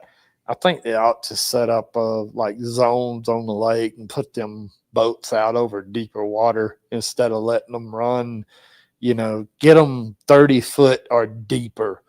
I think that really, really disturbs the bottom composition, it disturbs the bottom, and it just changes the way the fish habitat is. No, I can see that for sure. I mean, everybody saw those videos that somebody put out on Facebook of one of them big wake boats going, and you could just see the bottom just churn up like somebody just had a blender going in there on it. So I did an underwater video a while back, and there was a lot of traffic out there then. And, if you look closely, you can see a lot of particles just like floating around in the water. Yeah. It's just, it just, there's a lot of stuff that's, if you go out there during the week, you probably wouldn't have so many particles suspended in the water. But when all the traffic's out there, there's a lot of particles that are suspended in the water. And I mean, I don't know how much that affects, the particles in the water. I'm sure it's probably a good food source for the bait fish. Yeah. They probably eat some of that stuff. It gets stirred up. Somebody's benefiting from it. Yeah. But oh, I got you. I think that's why you got a lot more fish that are kind of out suspended and a lot deeper than what. That makes sense. That's actually pretty good thought as far as the brim. For someone without forward facing sonar, how would you tackle Alatuna right now? Now, Kevin, I would be beating the banks. Well, I'd beat the banks. Yeah, you'd beat the banks, but I mean, just your shallow water power stuff would work, or you could throw a shaky head up there, just whatever you like. But I'd be throwing spinner bait. Yeah, chatter bait. I'd throw an underspin as well up shallow and bring it back out. And an A-rig, I think, right this time of year too. Start to get into that A-rig bite and all that. Mm-hmm. Okay, there you go. Their chat GPT to me. Danny Pruitt, actor, comedian. A comedian and an actor who might not be super widely known, but could be a local or emerging talent. Well, there we go. That's a positive thing. Jeremiah wants to know, do you fish a fluke more on the underspin or a regular ball head or swim bait? A little bit of both. He does do both. Yeah. Like right now, what would you, like if you're going out tomorrow, would you start on underspin or would you? I wouldn't throw it. I'd be throwing top water. I'm telling you, dude, that's it. So if anybody wants to go throw some top water, y'all come on, we'll go. There you go. There you go. Cletus is GPing me too out there. Gary Heath. Listen, Gary, he ain't got that chug bug with him. Okay. He's like, hold that chug bug up. He ain't got it with him. So are those skimmers I see there in Moss? No, those were some of the, these are skimmers. Grande skimmers. Yeah. There's some chug bugs in there too. I was paying attention to the chug bugs. Okay, so yeah, he's got them in there. Yeah, they're in there. Will those jig boxes hold scroungers? Yes. Danny, serious question right there above it for Kevin. I live in Oklahoma. When I'm fishing in deep timber, what's one key I need to be looking for? Is it the timber height or what? Right now, I'd look for bait fish. Like for fall, right now you want to be around bait fish. Yeah. The whole fall pattern is driven by bait. It's almost what your bait's doing. Yeah. You almost want to pattern the bait more than you would the fish. Well, I mean, that is the pattern for the fish, really. I got you. So Kevin McShann says, what is your favorite color of EPOP? I know what mine is. What's yours? Yeah, something. I like the homemade shad. You like that? I like the chrome with the blue back on that EPOP. Yeah, actually, I think I got a homemade. I think there's one. You got a homemade shad in there? Shad. Are the spot tails thinning out yet? Chris Akins wants to know. No, it's on the boat. We were throwing it the other day. Are the spot tails thinning out yet? I don't think so. He doesn't think so. Okay, there we go. We're gonna have to start you could take a cast net to any sandy beach area and net them. Throw some crackers, you'll net a bunch of them. Yeah. Wouldn't really say they're thinning out. Can you put a link in the description? Need a good jig box. I will do that, but you also, like I said, just Google groovefishing.com. Just type in groove, GRUV fishing.com, and their website's going to pop up and you'll see everything you need to know. Tony's going to type it out in the comments section for me. Mike Geiger, any juice for Hartwell this coming Saturday? I think he's got a tournament up there. Top water. I mean, tell me. yeah. No, I got. Are we almost catch it. I would, No. I'd target the mouths of creeks and mouths of pockets, and if they're not there, I'd go a little further in and start fishing anomalies, look for brush or cane. That's what I do. Okay. Jeremiah says, notice the unsold bottles of bait fuel in the background. That stuff ain't no good. I can't give that stuff away. Now, there are people that like it. There are people that are behind you. I've had them forever. Hell, I've had them so long. I've had them so long they're turning color. Like that. Any juice. Okay, you did that. Favorite worm and color for spots over 4 pounds. Now, listen. Now, it's got to be for only 4 pound and plus spots. What's the juice on the worm color for the 4 pound spot? Green pumpkin. Top water. Top water. Right now. Top water. Floating worm. Yeah. I mean, I tell you, like, I like the Zoom mag shaky head worm. Like, I really do like that one. But the color a lot of guys are throwing is that green pumpkin magic. Something like right in there. Now, I can't guarantee it's going to catch one over 4 pounds. I throw a lot of, when I do throw a worm, I throw a lot of purple worms. Yeah. Yeah, I throw a lot of purple. Purple is a great color on purple is a great color on any spot lake. Yeah. Zoom green pumpkin trick worm aquaholic says down there. Y'all sleeping on the McSwim bait? That's McClellan. No, we ain't sleeping on it. Spro's actually he designed the rock crawler, and so they're actually one of our.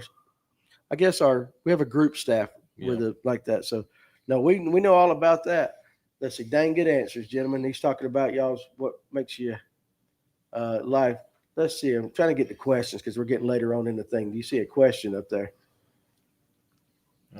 Jeremy did say on his local lakes, brim beds have gotten deeper. That's something we've noticed this year. Like even on Latham, you couldn't go up and just cruise up shallow and see the tires like you could normally. They were all off a little bit. We got on a brim pattern at Tuna a few years ago. Fish were in 20 to 30 feet along a bluff. There you go. That's interesting. The fish are adapting. Now, here's one from Josh Burris right here.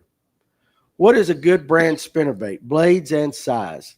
Now, all of you guys throw spinnerbait, so I'm going to let all of you answer that. Tony, I'm going to let you start off with that. I'm not the spinnerbait guy. What do you throw? Well, I'm throwing the Georgia Blade 3/4 ounce willow leaf, double willow leaf. Is what I throw it with Dowie, and it gets bit. So yeah, I'm not the guy yet. For the specifics and stuff like that. I'm still learning all that stuff. Hey, Alcoholic says the $1 Walmart bin. Hey, what about you? I like the Picasso hog snatcher. That'd be my favorite spinnerbait. Picasso hog snatcher. Hog snatcher, snatching hogs. So I guess that's got the willow blades on it too, right? Yeah, you can get any combination you want to Can get. you? Well, what do you like? What's your favorite combination?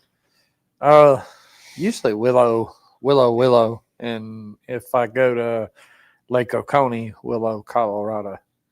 You normally throw like a 3/8 or a half. What do you normally throw? I throw pretty heavy spinnerbait. If I'm fishing it over brush, what is that one? 5/8. If I'm fishing it down the bank, a half. Yep. Yeah. Captain Morgan says, I'm a skimmer and chrome on Hartwell. Thank me later. What about you, spinnerbait? I know. I told you top water. No, listen. I already know this answer. But you know what ounce? Okay. You're going to be throwing a Terminator spinnerbait. Titanium wire Terminator spinnerbait. You're going to be throwing a half ounce. 7/16. 7/16. Crap. Double willow. Yep. But I knew it was a Terminator. Yep. Because you bought like every damn one of them off eBay. You can't. That's why you guys that want a Terminator spinnerbait. The reason you can't get them is because Kevin Thornton is hoarding all of them. If you see them though, you buy them. You love that spinnerbait. Well, then reason anymore. They've gone up to $40 a piece. $40 a pop for a spinnerbait. Yep. dang. Oh I boy. haven't bought any since they were $10, maybe $11 a piece. Good Lord, that'll make you pucker up. Chris Aikens, 130, said a spot sticker, half ounce, 3.5 double willow. Good choice. Absolutely. Let's keep going. Your brother wants to know. We'll get to Alex's question, but I just saw your brother's. What's your favorite color for topwater? From Christopher Henry. From your net man. For top water? Yeah.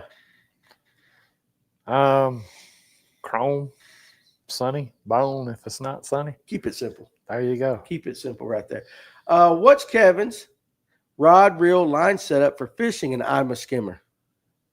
I'm a little bit different on my top water setups. I like a faster. A lot of people like a softer rod that's kind of parabolic. I don't really like that.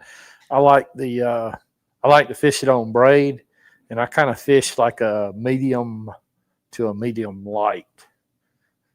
Okay. Yeah. That works. So a lot of guys are throwing out their spinnerbait choices. I'm just going to read down the list. Battle baits is where I get all my spinnerbaits from. Alex Purr says, gone fishing with Ed, said a Z-Man sling blades is what I'm tossing lately. Randy Callahan says a mini-me. That's spot sticker, right? Yeah. Spot sticker. Tracy Coker says a Georgia blade, spot sticker mini-me, War Eagle half ounce with willow blades. Yeah. Let's see. Dave says Delta lures, double willow. Your brother says Kevin's a chatterbait over a spinnerbait. They just catch more fish.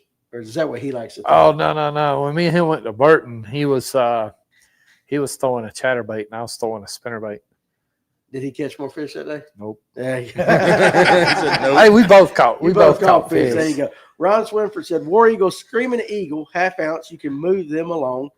Fardog, Kevin, do you ever throw a soupy?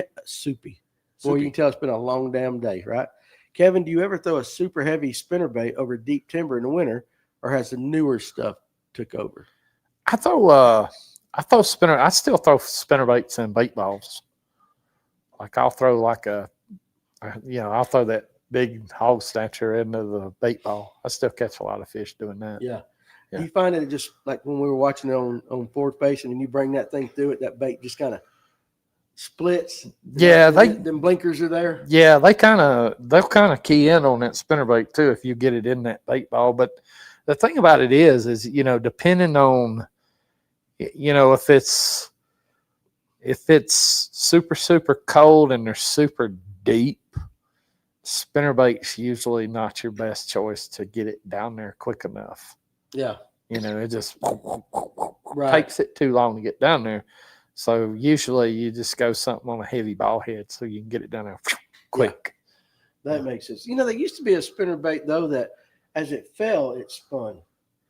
You The remember helicopter. the helicopter? Remember that The though? helicopter, yeah. As it fell, it was spinning this way or something like that. It's been a I long got some time. of You those. got some I got one of them at the house. Yeah. Yeah. Kind of figured that. Let's see where we go. We got mini-me spinnerbaits for spots. Nothing other than that. It's a War Eagle or nothing. Anyone throw the Hank Parker? I've got some of this, too. I do. Kevin got basically like a museum of fishing in his house. I got too damn much. I can tell you that much. And you'll probably buy some more stuff next week. Yeah. Yeah. Kevin, do you ever use a rooster tail on Lanier? Yeah, sometimes. Yeah, sometimes. You got that answer. Sometimes. Listen, I'm telling you what. I don't own any rooster tails. You don't own any rooster Not tails? a one. Not a one. They catch fish. Guys, everybody listen to this right here from Far Dog. I'm fixing to offload some Rayburn Red and Toledo Magic original one knockers to a few pros that reached out to me. But if any guys here on FNGO want one, I'll give them first choice. So you guys can message Far Dog if you want something like that, or we can set that up, but let him know. Do you ever throw jigs for the fall bite? I will say this: I'm seeing a lot more jig orders come in. People are gearing up, but I generally sell more of them in the wintertime as it gets a little bit colder. Not so much in the fall, but a little later on. What about you? I'm bait fish, man. Yeah, you stick with the bait fish right I'm now. going bait fish. Yeah, Yep. for sure. Paul B says he also still throws spinners into the bait balls. I can see that. Ron says breakwaters and spinnerbait seem to go together. Plus, you can fish a ton of breakwaters in a day with one. You can cover a lot of ground. The pros are getting ready for the Gunnersville Bassmaster with no live scope. That's that big what is that? No, I guess the pros are doing it, but we also got he's talking about the He's Gunnersville. he's actually Elite. talking about the real ones. Yeah, He ain't he's talking about that ultimate angler or Yeah, nothing like that. yeah. Okay, I got what you're saying. Jonah wants to know what's your favorite dang, Danny. Jonah wants to know what's your favorite underspin rod? Something medium light, fast or extra fast, 10-pound fluorocarbon. Okay. All right, there you go. Aaron wants to know, do you put a stinger hook on your spinnerbait? No, No. I do. I put No. a piece of plastic on it. You put a piece of plastic on Yep. it? You Yeah. throw a spinning reel and let them spin, or a bait caster?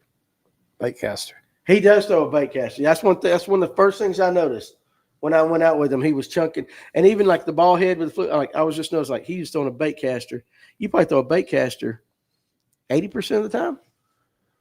Maybe Most of the time. most of the time you do. Unless I'm minnow fishing or Nico fishing Right. or fluke fishing.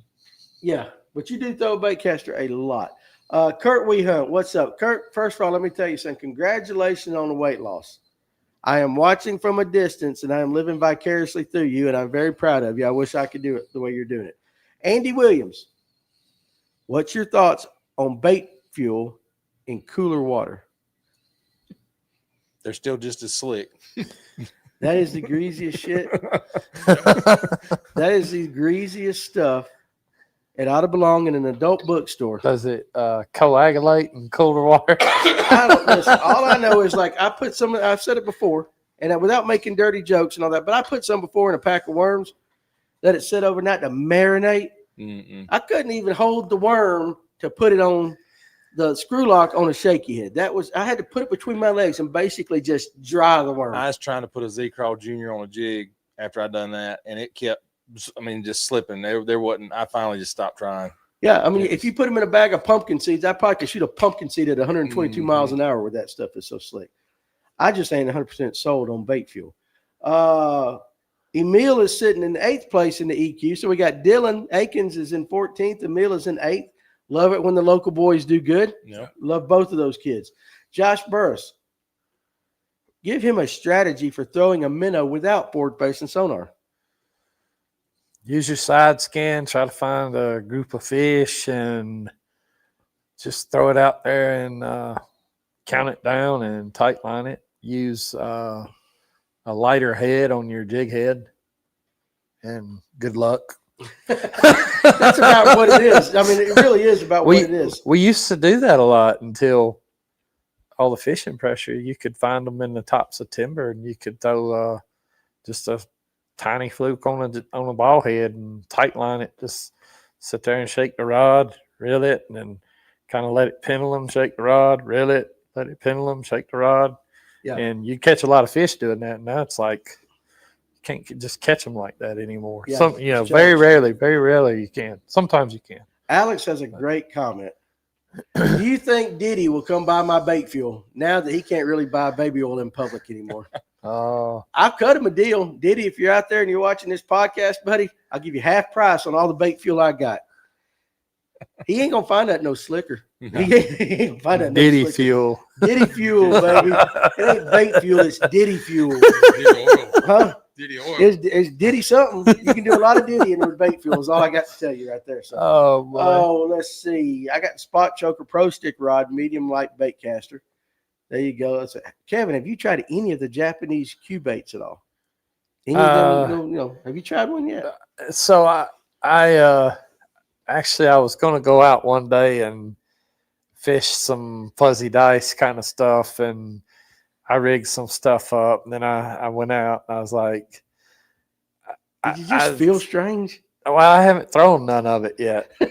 You rigged it up, but you just ain't done Confidence it? in there. No, I mean, I get it. Like bass eat amoebas when they were like this big, but that don't really. I don't think that transitions into adult to bass. me, I like to imitate something that they're feeding on, and I mean, unless they're just, the whale shark kind of just opens its mouth and whatever goes in. It is. I mean, I don't think bass are really just out there swimming around. And I don't think there's like a school of dice cube baits floating I around don't know, down there. man. Like I don't know like a bunch of little jellyfish. I get it. Bass, they're very curious, especially spotted bass. I haven't done it. I haven't thrown any of that stuff. It's something I'm gonna play around with one day, but I'll have to figure out which day that's gonna be. All right, there you go. So Paul Jr.'s, I know, right? Paul Jr.'s in 33rd place. Still, hey, they got time. He's got time. I got a real question about shaking a minnow. How much does the side-to-side rolling action actually matter? Do you get more or less bites if it doesn't roll? Well, it really depends on. So, like, let's just take Burton for example. Burton, was kind of like where I really learned, you know, I've always just used them on a ball head jig and thrown it that way with your standard 90-degree line tie. The hook shank is right in the middle of the lead, and you just rig your fluke right in the middle like you always have. And I was at Burton, and I was throwing that out there to suspended fish, and there was like a lot of just one here. There would be like one fish in like a 50-foot area, just one fish occupying that area. And you know, I was 99% sure that they were bass, just the way they were acting. You know, a lot of times you'll see suspended catfish, and they're, you know, seeing a catfish is kind of like when they're up off the bottom, they really, a lot of times they look like bass and they act like bass. But seeing these things out there, I'm like, man, I know that's bass that I'm looking at. And I'm throwing that minnow at him like I'd always thrown at him, and I'm twitching and shaking and twitching and shaking, and then he just kind of looks at it and then just kind of keeps on swimming. And I'm like, man, I need to figure out how to get these to bite. And that day, I was like, you know what? You know, all this rolling and strolling stuff, you know, that was when it was kind of first kind of coming out. You know, the Sakamata shad was really getting popular, and I was like, you know what?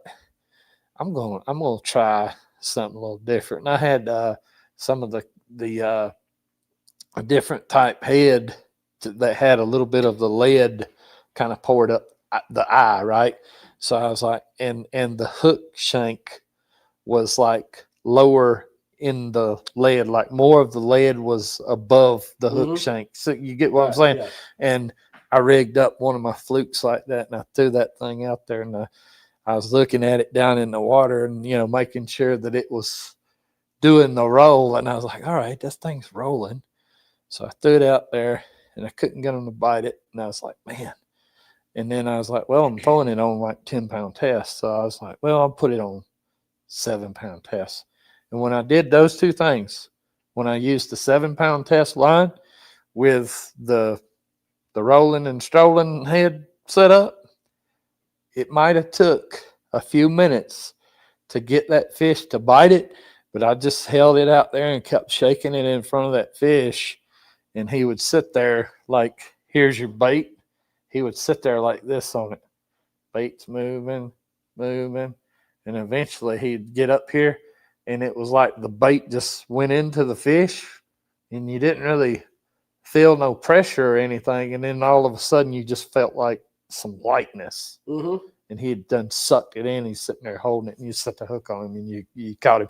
And that was where I really noticed that, man, that, you know, there's times when the fish want the roll action more than they want the burning and twitching action. Right. You know, and there are different times when I think when they're more lethargic and kind of shut down, you know, pressured, maybe that rolling and strolling is the ticket to get them to bite. And then, you know, other times when they're really, really chasing and they want to eat, you know, they want it fast, just rig it, you know, the way that we always have, and just pop, and kind of wind it fast.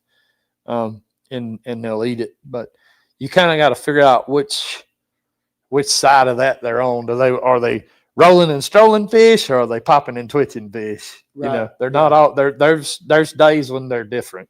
Yeah. Yeah. So hopefully, but sometimes it can help. Colton Posey, I know the answer to this. Yeah, I'm so late, but I got a question. Do you like flutter spoons over timber? Yeah. Yeah. It's a like yes, like capital YES he does. And that is what I've been lucky to last couple of times to watch him do some of that stuff. It is quite impressive it's amazing because he uses them big ass Ben Parker spoons too. I like flutter spoon everywhere. Yeah, yes. He will throw the flutter spoon shallow deep, but especially over that timber. And I have sat and watched that forward-facing sonar, just watched him do his thing, and it is quite impressive. And I'm always amazed at how big of a spoon a spot will hit. Oh yeah. They got no fear of a big old spoon.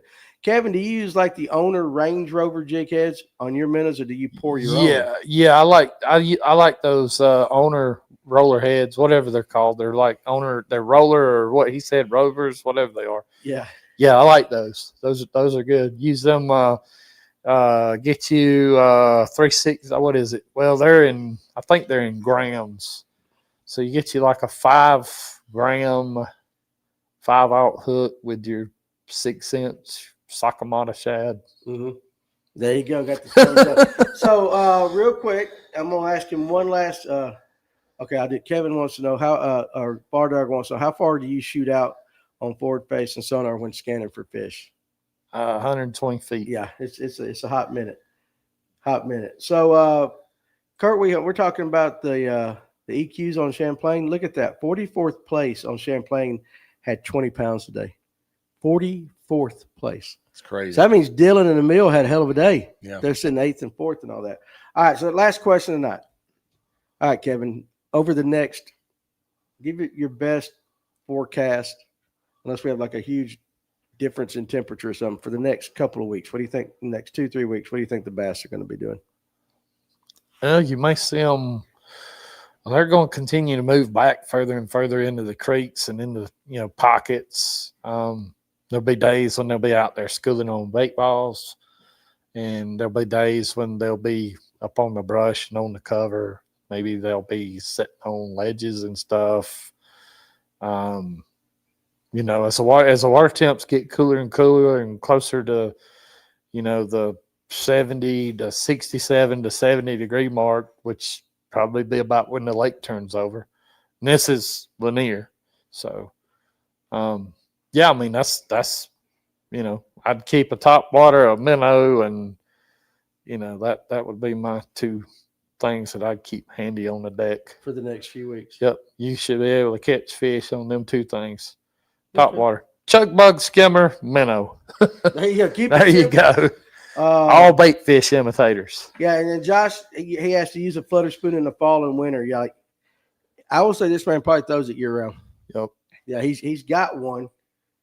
Every time I've been on the boat with you, you got one tied on. I don't think I've been on the boat with you where you didn't have one. You might not have thrown it that day, but you had one tied on the boat.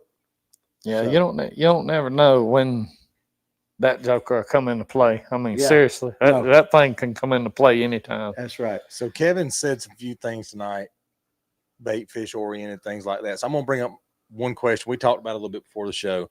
So there's a big YouTuber out there that said fall fishing is a scam. It's a marketing strategy.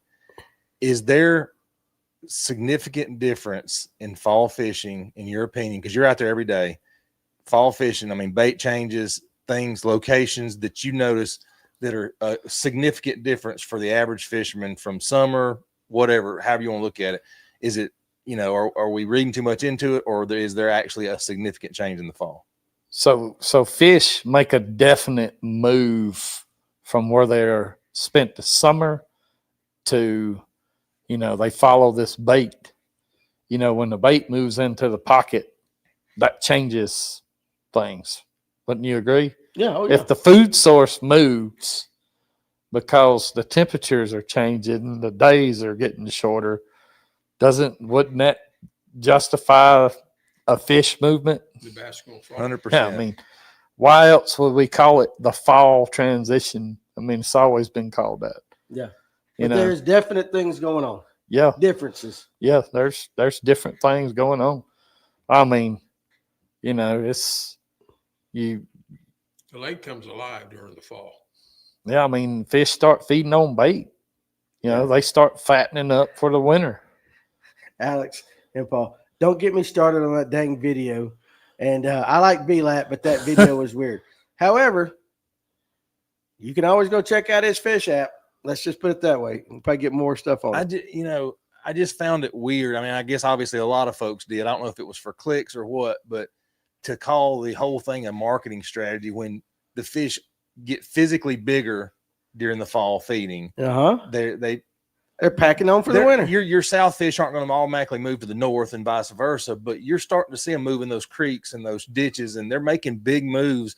And Kevin, he talked about the bait fish oriented thing. Yeah. That makes a huge difference. Mhm. If the food's going, that's where the dang fish are going to move to. Maybe not for the whole day or Yeah. whatever, but I just, I wanted to be clear. I think that we got a good following and stuff, and there's a difference. I in the think so fall. too. I will say this. There'll always be fish that can be caught anywhere at any given time. Yeah. Yeah. Right. I mean, you could go out there in the wintertime and catch them off the brush pile that you caught them off of in the middle of August when the water temps was 90 degrees. Yep. I guarantee you could probably go out there and catch some kind of fish off of it. But the overall population of fish are not going to be doing that. They're going to be going where the bait's going to. And your bait fish are going to be, like I said it earlier, they're going to go to heat.